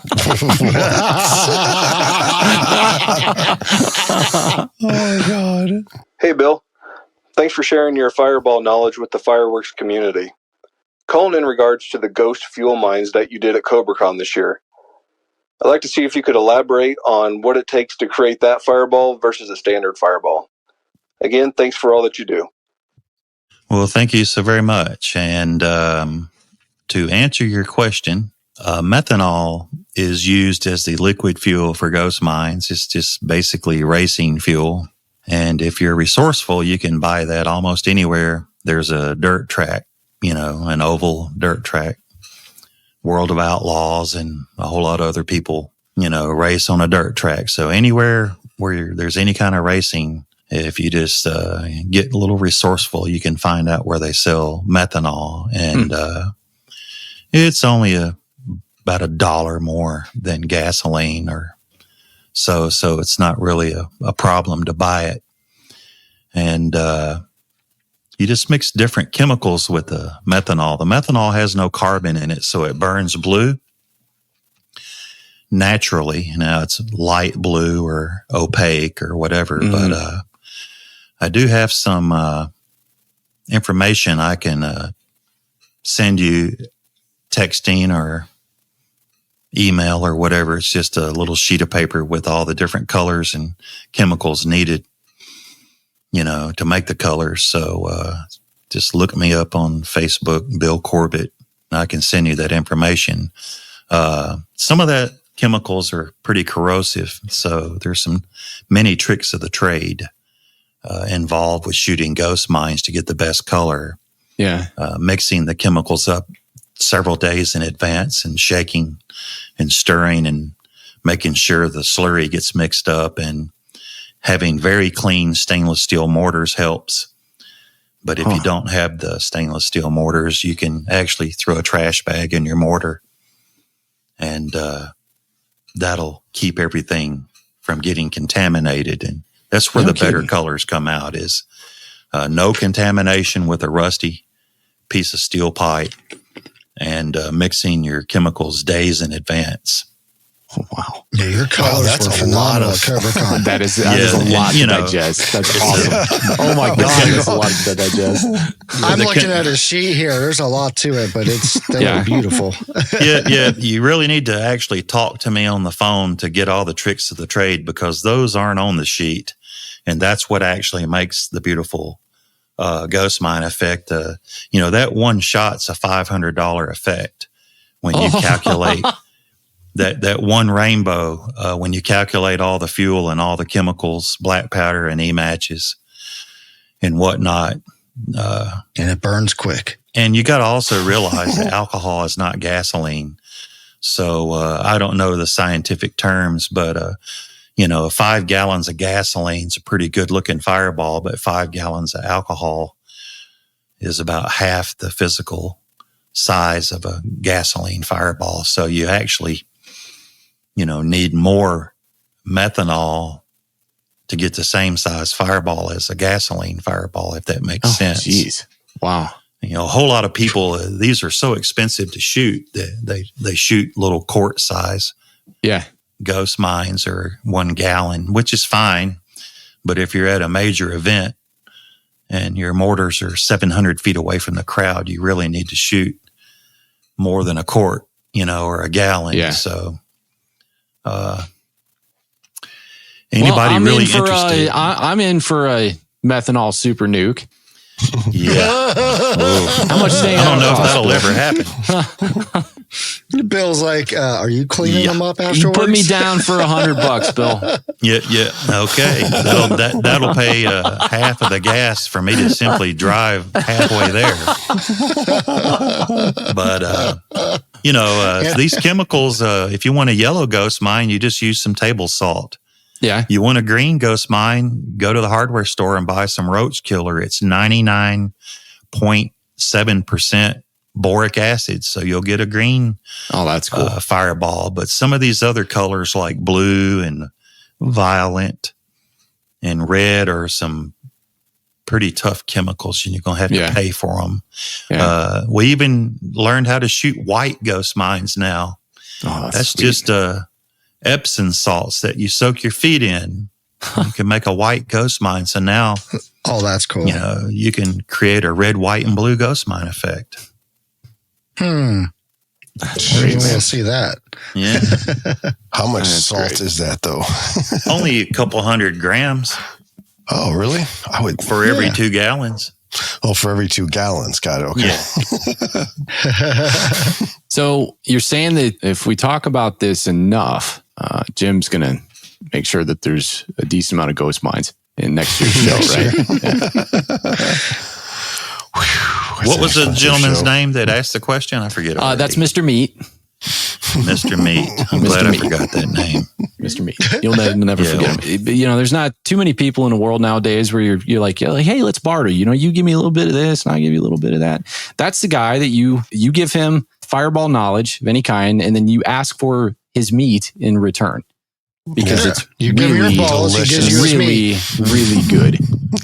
Balls for meat. It's Nathan Dexter. But he's such a good cook, man.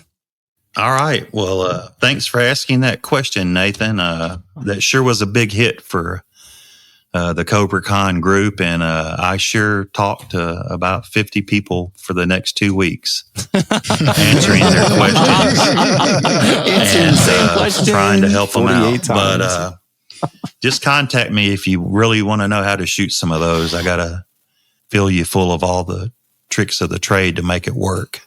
I have a feeling he's going to call you then. He will, and then he's going to fill you full of his meat in return. Friday, in gratitude, about 6 a.m. Yeah, expect that call. Yeah, he wakes up early. Hey, Bill, what are you doing? Next one's from Mike Boompa Allen. Boompa. Hey guys, love the show. So grateful for each and every one of you. And I'm so thankful for the kindness and support you've given me in my pyro journey. And I really appreciate your thoughts and prayers after a massive heart attack a little over 8 months ago. I think back now to September 2020 when I didn't know what Skywars was, and I didn't know what a fireball dude was. That trip changed me as I was fortunate enough to meet several pyros up close for the first time in this great community. I did not know at the time what a legend Bill was in the community, but he graciously showed me around his lane that morning and how he set up for the Super Nuke. That melted my face away later that night and left me stunned from what I'd just experienced. Our paths have continued to cross at different events, and he is such an inspiration to me personally. Bill, I just want to say thank you for the time you've invested in sharing what you have learned over the years with others. Thank you. Couple questions. First, two-parter. Just how many gallons of fuel do you think have been blown up over the years, and how many gallons do you think have been blown up by others who have been inspired by you? All right, I'll pause it right there so you can tackle that first before we get to the next one. Thank you, Mike. Those are such kind words, dude. And we're happy that you are still with us, and I'm sorry that you can't eat red meat anymore. Oh man, he can eat a little. I know, just a little bit. Just a little bit. All right, Mike. Well, thanks for calling in, and thanks for the kind words. And we all are so happy that you made it through all of that trauma. And it took a while, but you pulled through, and I think you're going to make it another 40 or 50 years with us here. So, oh, man.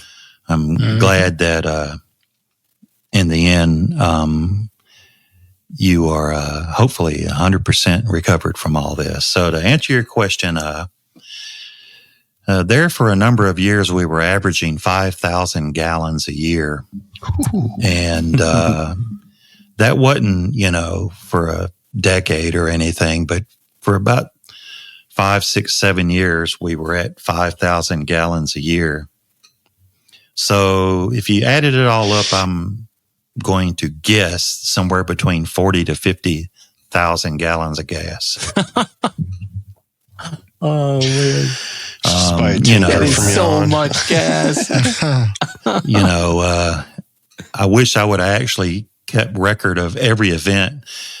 And many years ago, I could actually remember every event. I could watch any video or look at any picture and remember who, what, how, why, when, and where.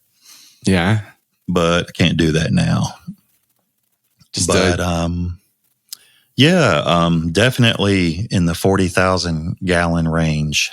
That's awesome, for sure. Man. Could you even take a guess as to how much the people that you've taught over the years are passed along that knowledge to? If we were to combine, I guess that's what we should do. Is we should start a community log every time somebody shoots a fireball, and then we can put a counter or something on the rhythm page that says this year 22,000 million gallons of gas were not used in a vehicle. Kind of like the national debt thing. Yeah, exactly. Yes. Perfect. 100%.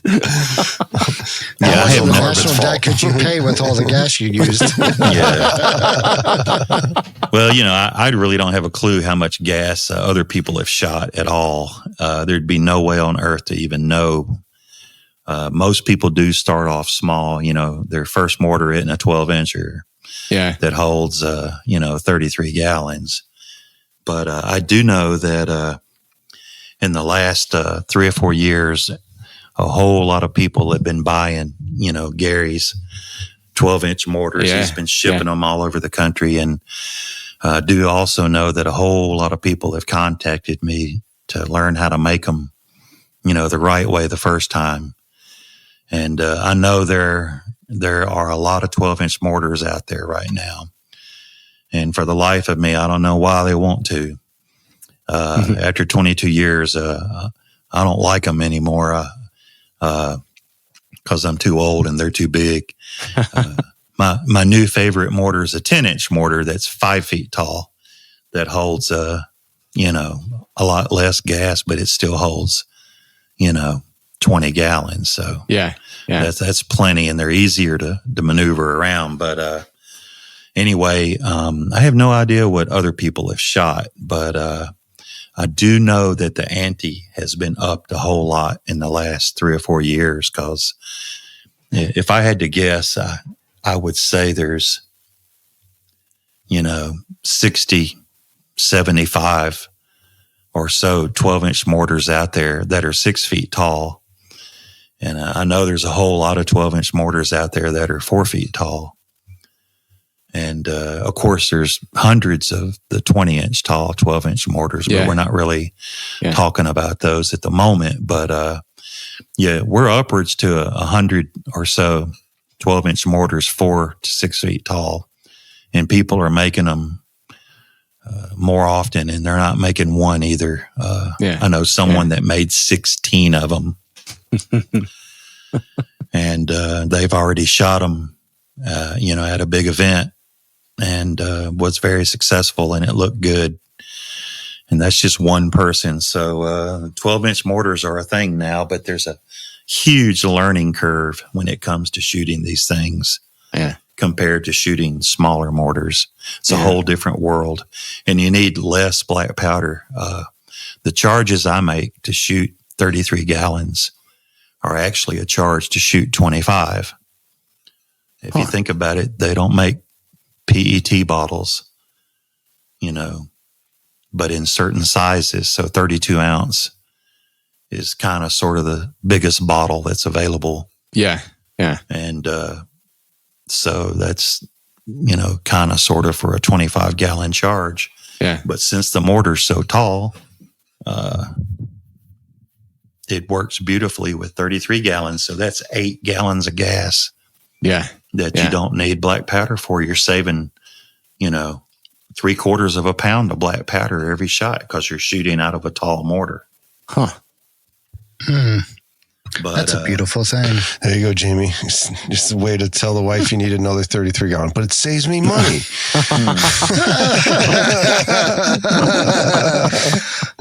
for the fact I probably need another trailer. Yeah. You got another one. The very first 12-inch mortar I made was like 21 years ago, and it was Schedule 40 pipe because it was free. I got it at a fuel depot out at the airport where they were making a brand new fuel depot, and the guy let me have the piece of scrap pipe. And, once I retired from the airport, I had to start buying pipe. So I started buying thinner wall pipe because it's cheaper. And over the years, I kept buying thinner and thinner. And that's when I realized you don't need thick wall pipe to make fireball mortars. You need a very thick base, but you don't need real thick pipe. So these 12-inch mortars, these, most of them are made with Schedule 5 and 10 pipe, which is 3/16 or a 1/4 inch thick, walls, where the Schedule 40 pipe is about 3/8 of an inch thick. So this mortar is extremely heavy, and I really don't shoot it too often. And I'm thinking about selling it. I wonder what Fireball Dude's first 12-inch mortar, 6 feet tall, would be worth just for the heck of it. Oh man, the first 12-inch. Yeah, right. Mortar. Talk about a freaking heirloom. I don't think there's probably an organization in the community that wouldn't want that as a showpiece. Yeah, put that in the corner of your office. We just painted. We just painted all of the mortars and re-stenciled them, so all of them look brand new. Oh, that's awesome, man. Yeah. I'm proud. Took us about 3 weeks off and on. Yeah. Second question. I now have 12 fuel mines and use them every chance I get. I mostly have the short 6-inch fuel mines that hold 2 gallons by Gary Steele. What size fuel mine do you think delivers the most bang for the buck for the hobbyist backyard pyromusical person listening to this podcast? Hope to see all of you at Skywars in a few weeks and give everybody a big hug. And remember, eat heart healthy, exercise, and do not ignore any warning signs from your body. See you guys soon. Bye. We love you, Mikey. Thanks, Mike. Yeah, Mike, we love you, man. And you know what? That is some really good advice that we need to take heed. Yep. You never know. You got one body and you got one life to live. The 2-gallon fuel mines, which they actually hold a little more, are great because they're small and they're easy and they look good. And I don't know what else to tell Mike, to make them better. I can say this: if you had the exact same pipe and it was twice as tall, you could still shoot the mortar full of gas with the same charge. But he did say backyard, I think. And, you got to be careful. Backyard shows probably need a 2-gallon fireball. But I don't know how to improve upon that other than make a taller mortar, and you can still shoot twice as much gas out of the same pipe. Yeah. With the exact same lift charge. The same principles that you talked about earlier. I mean, could those be employed with the smaller mortars? Grouping them together and then, shooting them through so they burn oxygen slower. Yeah. I had someone tell me a story just a couple days ago. And they have some 4-inch mortars, 2 feet tall, 2 of them. And they hold a gallon or a gallon and a quarter, whatever each. And he has some 6-inch mortars that are, about 20 inches tall. And they hold, about 2 gallons each. And he said, Bill, I've shot the 2 4-inch mortars at the same time, countless times. And I've shot the 6-inch mortar that holds the equivalent amount of gas countless times. And he says, without doubt, the better looking fireball is always the 2 4-inch mortars. And he says, I don't know why. He says it has something to do with, just the physics of it. But he says, man, those 2 4-inch mortars are actually oxygen tanks. That he was able to buy. Their aluminum. Oh yeah. You just cut the tops of them off, in a bandsaw, and you got a perfect mortar. And he says, man, you can just throw those things around after you're done, with the steel ones, they're heavy and big and dirty. And he says, man, I just like the fireball so much better out of these 2 4-inch mortars when I shoot them together versus 1 6-inch mortar. And that's the cool thing about fireballs and pyro. Everybody does it differently, and you can learn a whole lot if you pay attention. And the science of it, I've actually contacted over the years, not many people, but 3 or 4 times I've actually contacted people to help explain the physics of all this to me. And they either couldn't because they were working for a firm and they couldn't like give away free advice. Oh, yeah. Or maybe they, had some type of agreement, where they couldn't divulge free or like an NDA information about explosives, to just anyone. So I really haven't pursued it a whole lot, but I will before I get my little book in production to actually explain why there's a smoke ring and explain the acoustical part of a fireball. They actually are really weird acoustically. Yeah. The pressure wave they make. We did a movie in Nashville about 12 years ago, and we blew up some fireballs at nighttime, like at 2 a.m. And they were just 10-gallon ones. And a lady about a half mile down the road lived in a, back then we called a $250,000 house a mansion back then. She lived in a $250,000 house. And the fireball went off like at 2 a.m. She was an elderly lady living in a very nice house.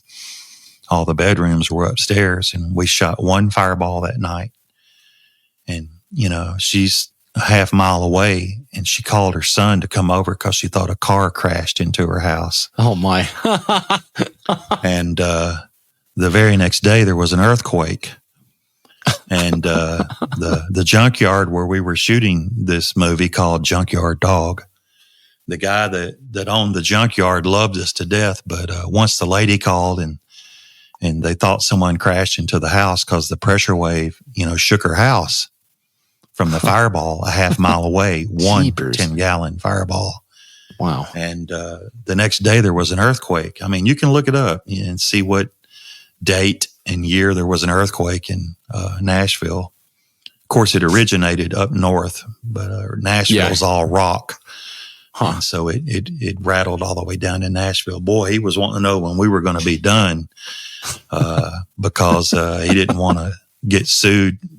People having cracked foundation and cracked walls. And I'm like, where aren't the ones who created the earthquake? That was just a heck of a coincidence. But, man, I could sit here and tell you story after story after story after story that's funny or really, we shot fireballs at the eclipse. Bill Corbett, purveyor of fireballs and bringer of earthquakes. Listen to this. We shot fireballs at a person's house up in Nashville on their property 7 years ago when there was an eclipse, and it went 100% totality right over Nashville.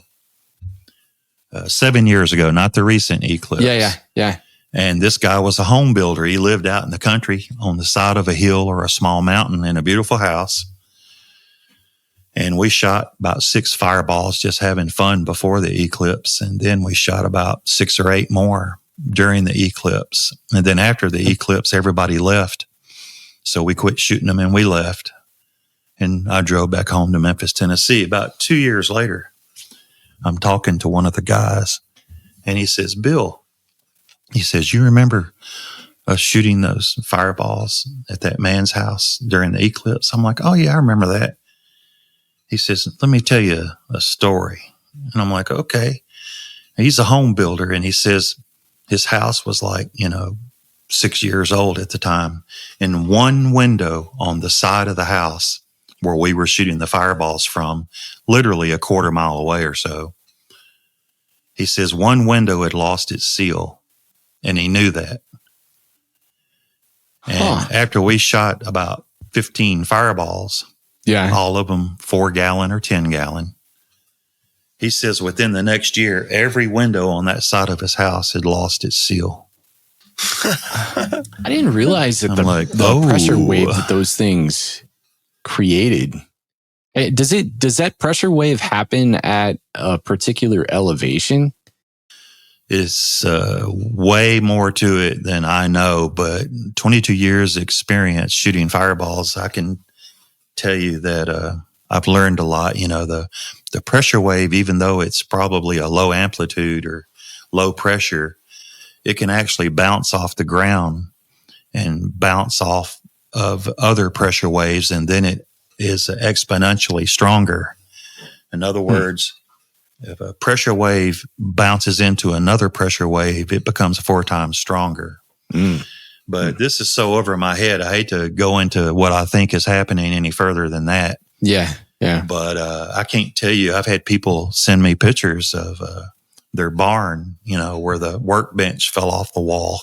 Oh, jeepers. I'm like, look, the fireball may have been the final nail in the coffin, but the workbench has been falling off that wall for years. And, you know, the wall shook and the last screw or nail gave out. It wasn't the fireball that caused it to do it. You know, Father Time. Yeah, that's right. Happy to help. That's what you. Yeah, the fireball just finished the job. But, that's right. There's a whole lot of. My wife's been wanting me to replace that for years. Yeah, there's a lot of scientific stuff involved with shooting fireballs. Yeah. All right, next one's from the Pyro Farmer. Farmer? Hey there, Bill. I was just wondering when you might gonna do one of them there ghost mines I've heard about. Maybe even a super ghost nuke. Maybe even a ghost train wreck. I don't know. Hey, maybe I should go trade. What's that you say? Maybe Sky Wars. Sky. Whatever. 2025. Oh my God. Okay. I'll see you then. I'm dead. I think that guy had a stroke at the end.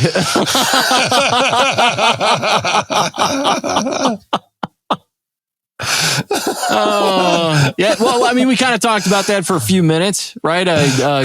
Ghost Mine. I think if we have any good chance of seeing him, it's going to be next year. Yeah. That is true. You might even see some this year, but cool. Ghost mines are definitely on the ticket for next year. Perfect. The Pyro Farmer sounds a whole hell of a lot like the old Pyro Pirate. Yeah, I was thinking the same thing. It's a different hat, man. He's got a different hat it's on a different today. hat. Yeah, he's got a pitchfork instead of a hook and a peg leg. You know, I think the next biggest thing for Ghost Mines is the national anthem, you know, on the July the 4th. Oh, yeah. You know, Red, white, and since blue. we got a white now, Ghost I Mine flag. actually correspond with some people in Malta and Wow. have been talking with some people over there for years now and got them interested in ghost mines, or they saw mine and they got interested in them and been helping them out. And, you know, one time one of those guys said, Bill, why do you give us information all the time and, you know, do everything you can to help us? I'm like, well, you know, I think I know why you're asking this, because over there, everything's a competition and they're trying to, you know, win something, and they don't give out each other's formulas or processes, or, you know, we're trying to, you know, be number one and be the best. So everybody's competing, and you know, it's a different setup over there. And I said, over here in America, I said, a lot of us are actually members of firework clubs and we're in it for the fun of it. And there's a lot of pyro camaraderie over here where we help each other and try to make things safe. And you don't have to reinvent the wheel, you know, to do something here. People will help you get started. And we want other people to be successful too, because we want all of our events to be successful. And he goes, oh, okay, now I understand while you freely give all your information out. I'm like, yeah, it's just the way it is over here. I said, I understand, you guys are in a whole different situation over there. And I understand, you're trying to win something and beat somebody, out. So you don't give all your secrets. That's right. out. It sounds like he was, it sounds like he was waiting for your invoice.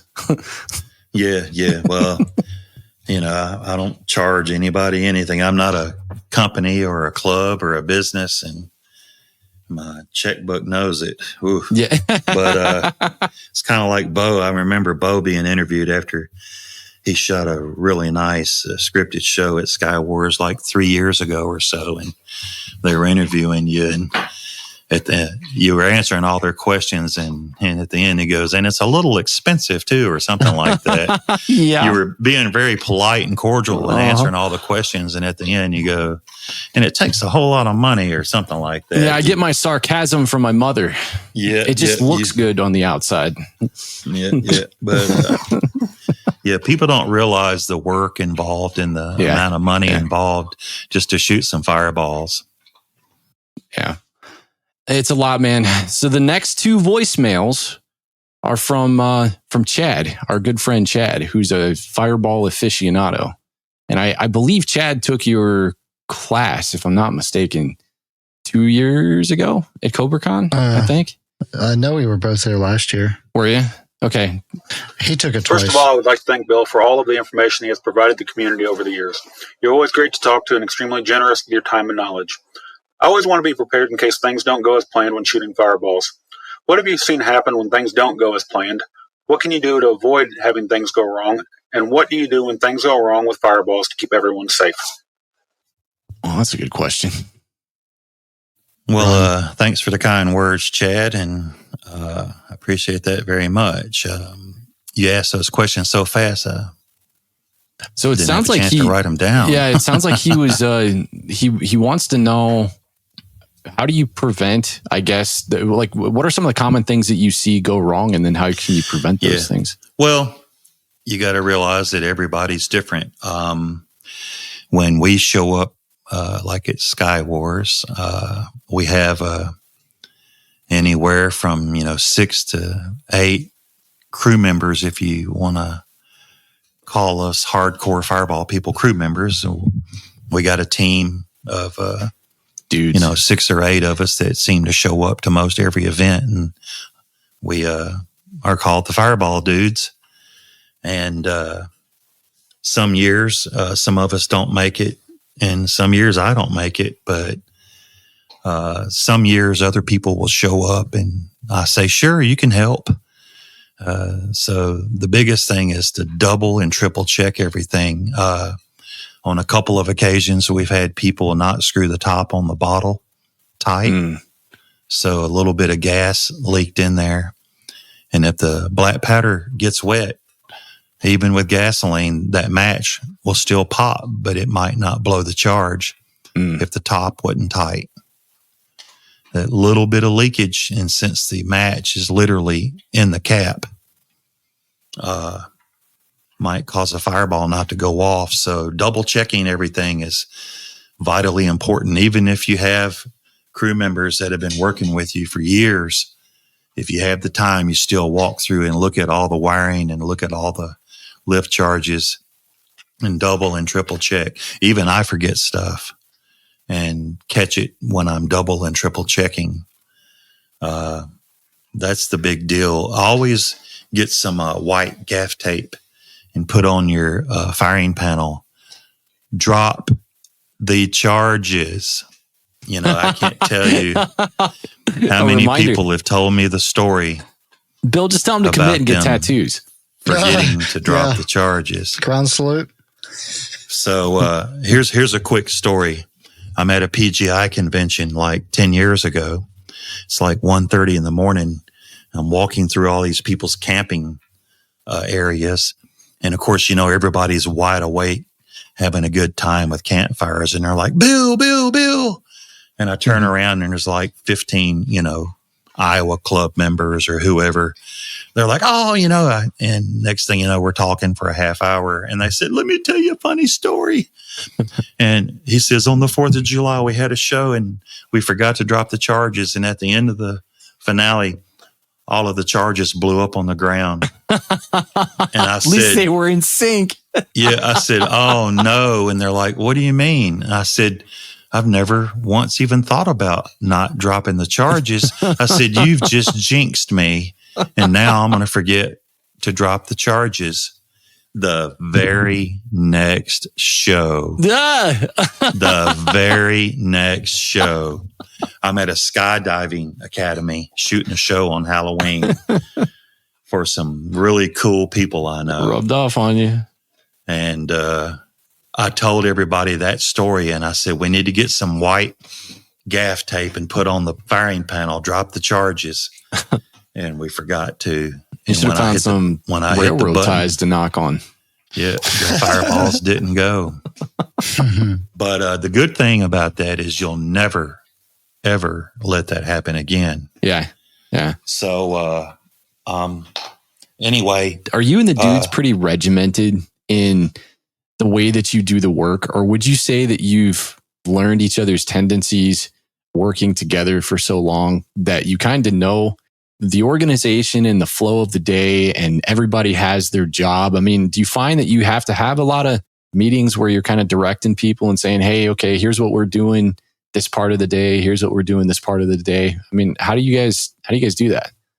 Well, you got to realize we're still doing all this for fun. Yeah. We do have like a safety meeting and remind everybody of, stuff that involves safety. But some of our funnest times have been sitting under a couple of pop-ups, rolling charges with tape. Yep. And once we got the bottles out, almost every Fireball Dude crew member looked at me like, oh, we don't like these. I'm like, what's going on? Why? And they're like, Bill, our funnest times are rolling charges, telling stories. Yeah. And that's when it hit me like a ton of bricks. They're right. And here's one example. When you're using tape, not everybody is skilled at rolling charges. And over the years, we would have charges that looked like a heart. So, instead of a round ball, every now and then one would look like a banana because someone had no idea how to roll a ball. So they just started wrapping tape on it. Next thing you know, it's squeezing out both ends. And next thing you know, your charge looks like a banana. And, sounds like me working a ratchet strap. Yeah, we just keep using them, and we just put more tape on them. And after the years went by, we realized, well, his looks like a green bell pepper. His looks like a so baked what's potato. what's the appropriate food or inanimate object that it's supposed to look like when it's done? Just a round ball. Okay. Does it make a difference? No, it doesn't. Okay. But what we did is I started buying every color tape available. So we would sit under the pop-ups. Everybody loved weighing out the charges, putting them in the bags and folding them over. And then if someone's lift charge looked like someone's heart, we would give them red tape and they would put another coat of tape on it. And so their lift charge would be a heart. I can see it now. Like the next line over is like, I think those guys are making balloon animals over there. Yeah. So we would put that one's a banana. Give them yellow. Yeah. Sometimes they would actually make a round charge, so they would put yellow tape on it, and then get some black tape and put a smiley face on it. So in the end, we had tons of fun rolling charges because we would make artwork out of them. One of them looked like an Easter bunny one year. You got any pictures? The chocolate bunny you buy at the store. The same thing. Yeah. Bill's the chocolate making Pete's for his fireballs. Yeah. Yeah. But if you have pictures of those, send them to me. I'd like to put some of those up in either the Discord they're all over my Facebook page. I'll just send you some of those. But so we still wrap charges sometimes for the fun of it. Yeah. And when it's story time. But to get back to answering your question, certain people like rolling charges. Certain people like putting the mortars out. Certain people like wiring. We don't really have a rhythm, if you want to say that. Yeah. We just kind of haphazardly, but no, let people start putting stuff together because they've been doing it so many years. I don't have to worry about it. But people, sometimes they're tired or sore or, may have had a recent surgery. And so sometimes, the person doesn't want to do much or a certain task. So we just kind of haphazardly put it together. Yeah. Okay. All right. Well, so sometimes you get, when people are really in the mood for story time and a challenge, it's time to get the tape out. And sometimes when everybody's feeling lazy, we go get the bottles.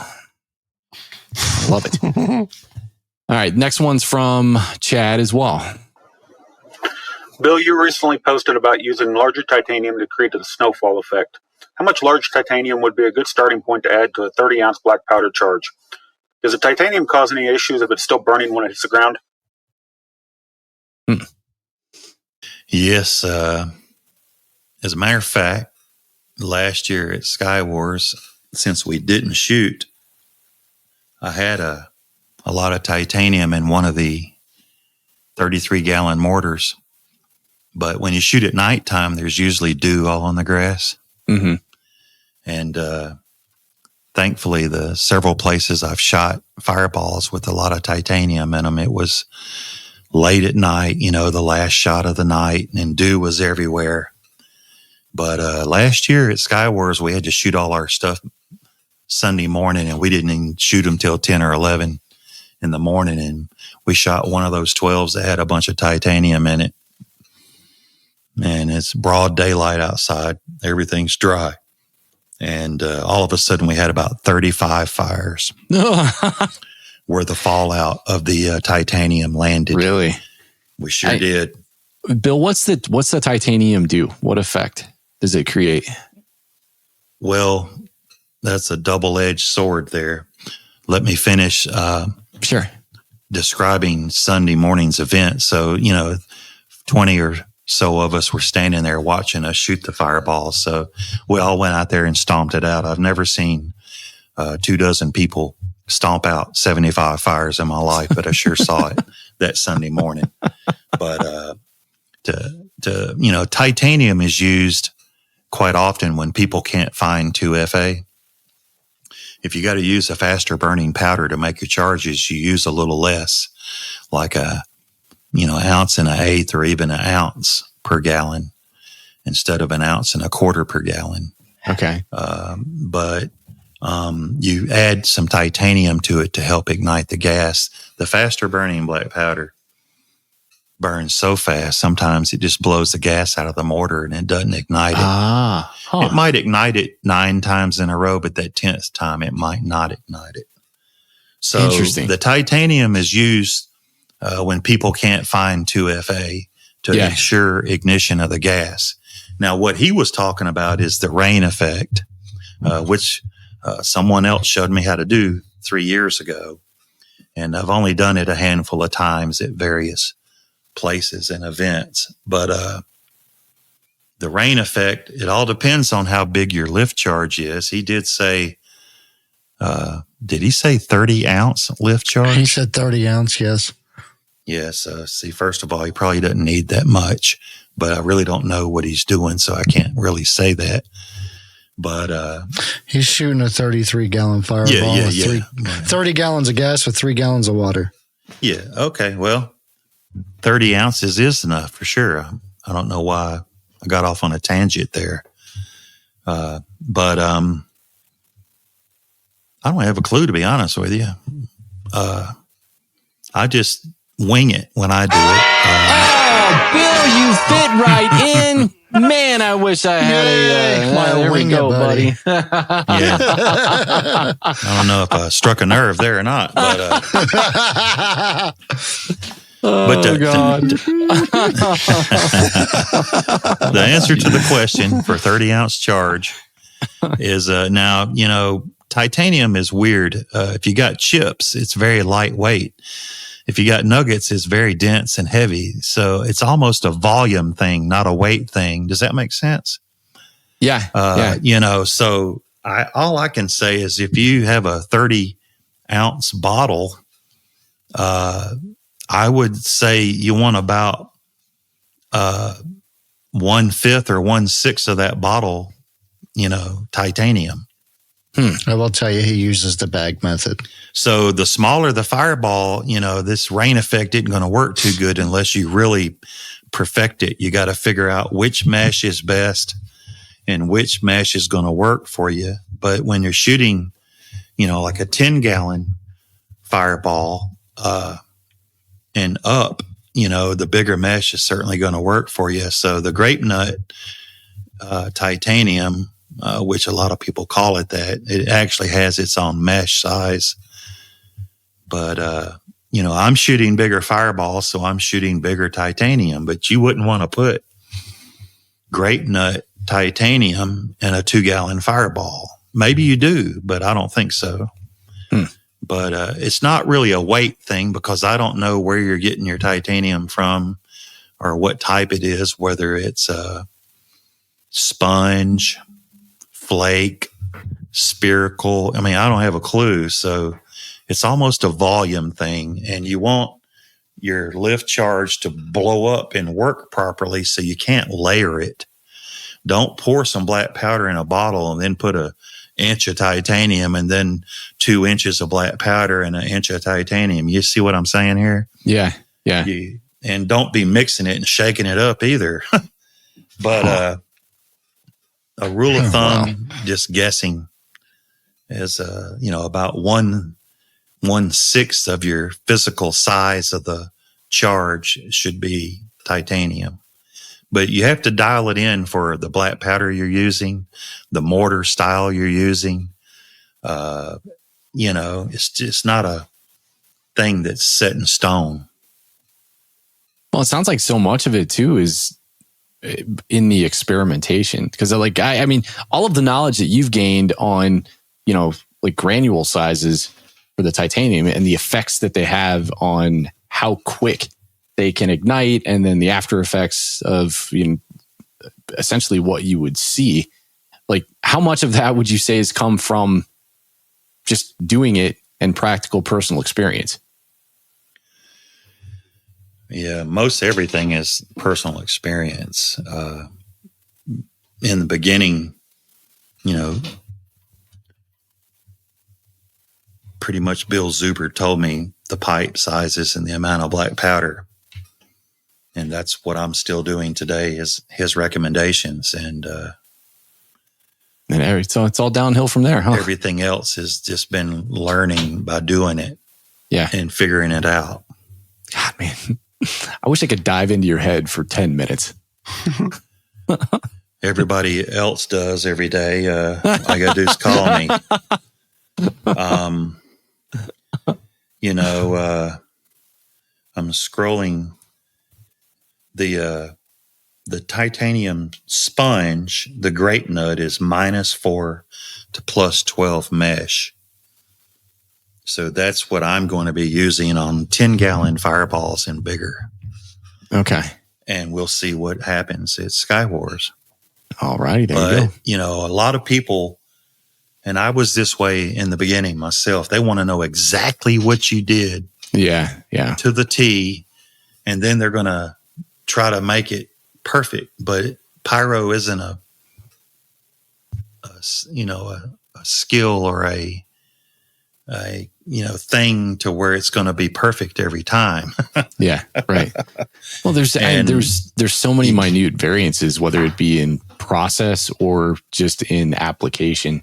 Yeah, and you have to learn a lot of this by doing it. I can't tell you how many times I've talked to someone and they want to know how to make a mortar and how to make a charge, and they're going to go shoot fireballs in their show on the 4th of July for the first time ever. And I'm like, really and truly, you need to be, out in the backfield, a month before your show, testing and learning and doing all this, not shooting them for the first time in front of a crowd in a show. But, the world's a different place than it used to be. Yeah. And people are different nowadays. And I understand that that's what makes the world go around is people are different. Yeah. But a lot of people want the exact, perfect, specific information. And I'm like, the only way you're going to get it down pat is to keep shooting fireballs and to keep experimenting. I can't tell you for a fact what's going to be perfect and work every time. Yeah. Repetition Just and like variance. putting water in your mortar, yes, that does help reduce fires on the ground, but it doesn't work perfectly every single shot. Mm. Last voicemail we have is from Operation Smorgasbord. What? Hey, y'all. Question about fireballs, as I'm sure many other people do. My question is, I've seen how these fireballs are done, and I've seen them at Skywars by you as well, which is more than impressive. Is there a way to add color to these? I would imagine maybe it's as simple as adding certain compounds or what, but not sure if there was a way to add color to them at all.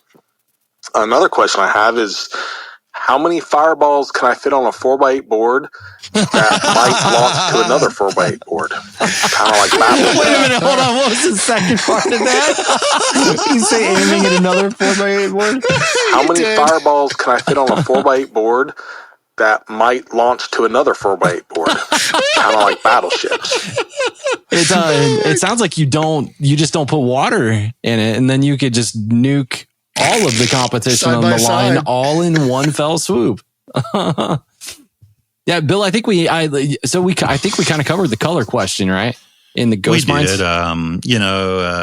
Ghost mines are the colored fireballs. Now there have been a handful of people over the years that have contacted me and told me, Bill, I've been working for like 2 months every weekend, trying to make colored fireballs and they just don't work.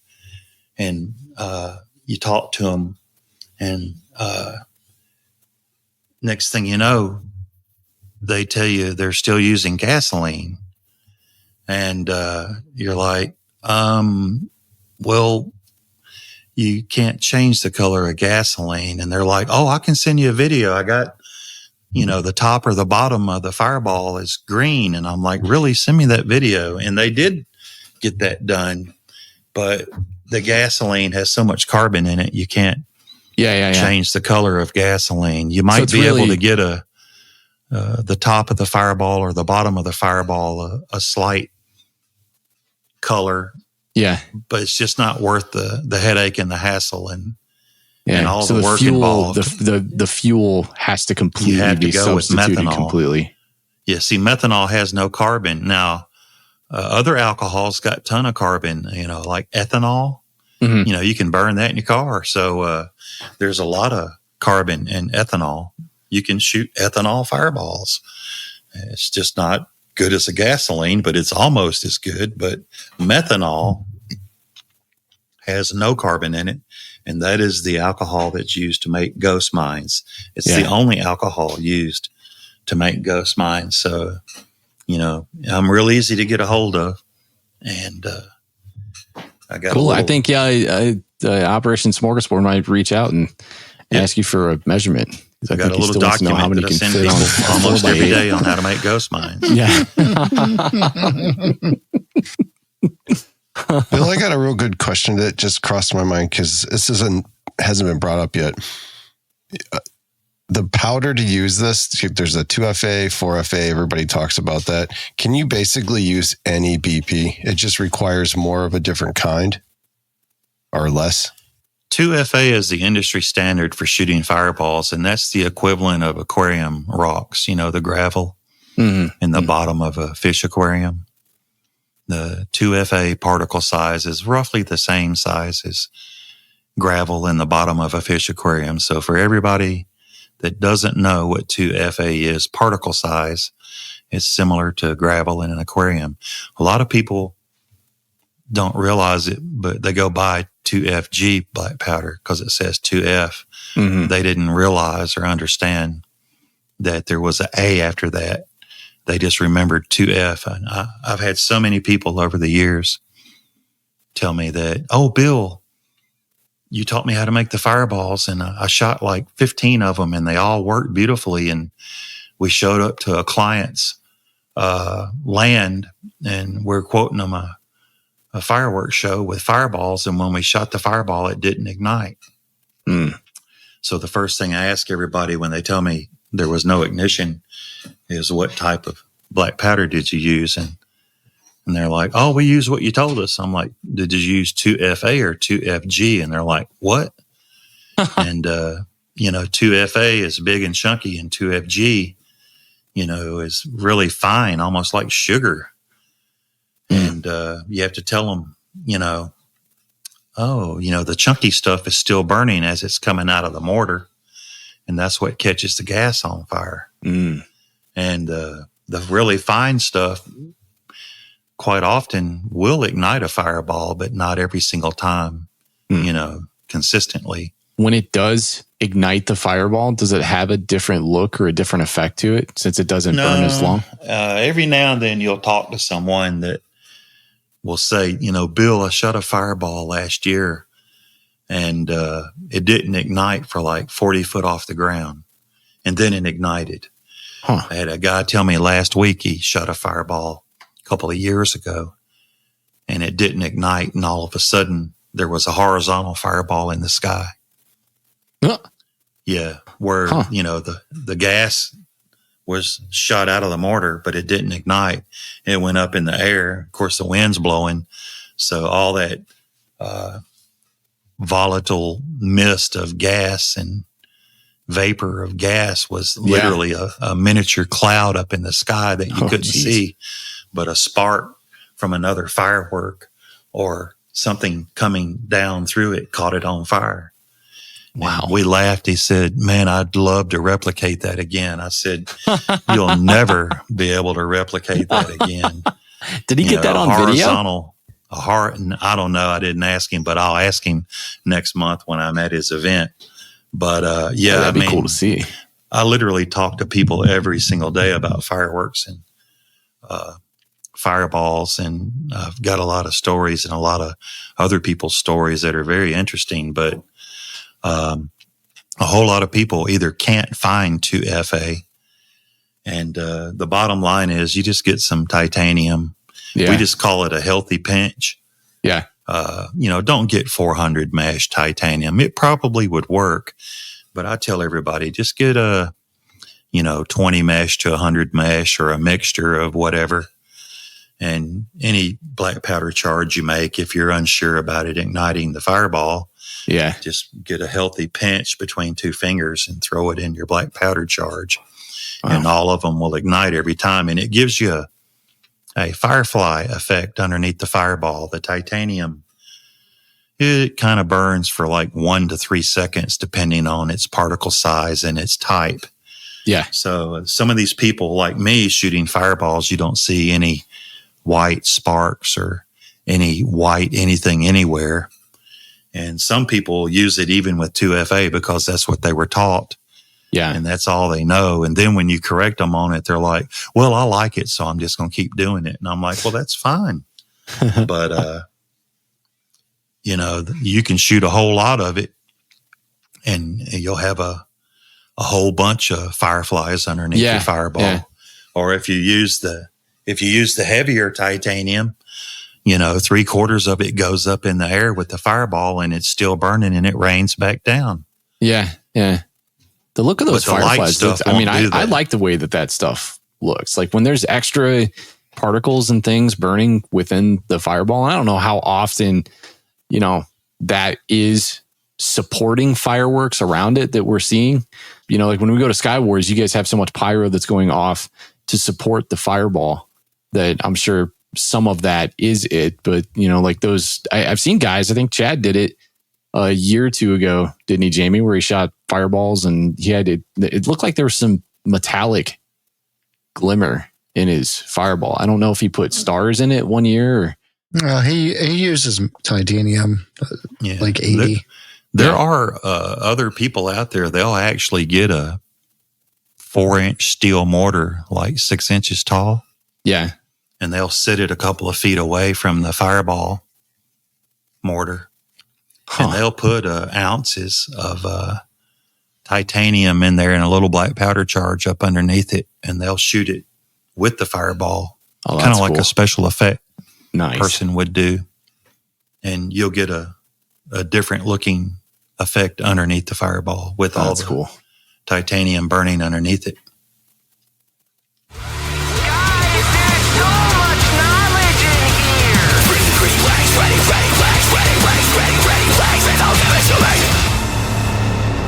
Bill, thank you so much for joining us tonight. This was a lot of fun. You're more than welcome. I enjoyed every minute of it. And a lot of information. Oh my God. So much. Oh yeah. So much information. And there's so much more. It's crazy. And you can tell, like, it felt like I was in story time mode the whole time. Yeah. I will say this. I'm looking at the clock here and it says 2 hours and 30 minutes and 49 seconds. You still haven't eclipsed here too, though. Yeah, you still haven't eclipsed my longest phone call ever about Pyro. What's that? And don't try me. Well, if we keep talking about 1 more minute, you will have the world record of the longest. Let's do this, baby. So I got a question, Bill. I got a question, Bill. So when it comes to gasoline, obviously you get a lot of your stuff probably trucked in for large quantities, but what if I just have some old stagnant stale gas laying around? Is it possible to use that instead of going on and buying 87 or 90? That's a good question. Anything?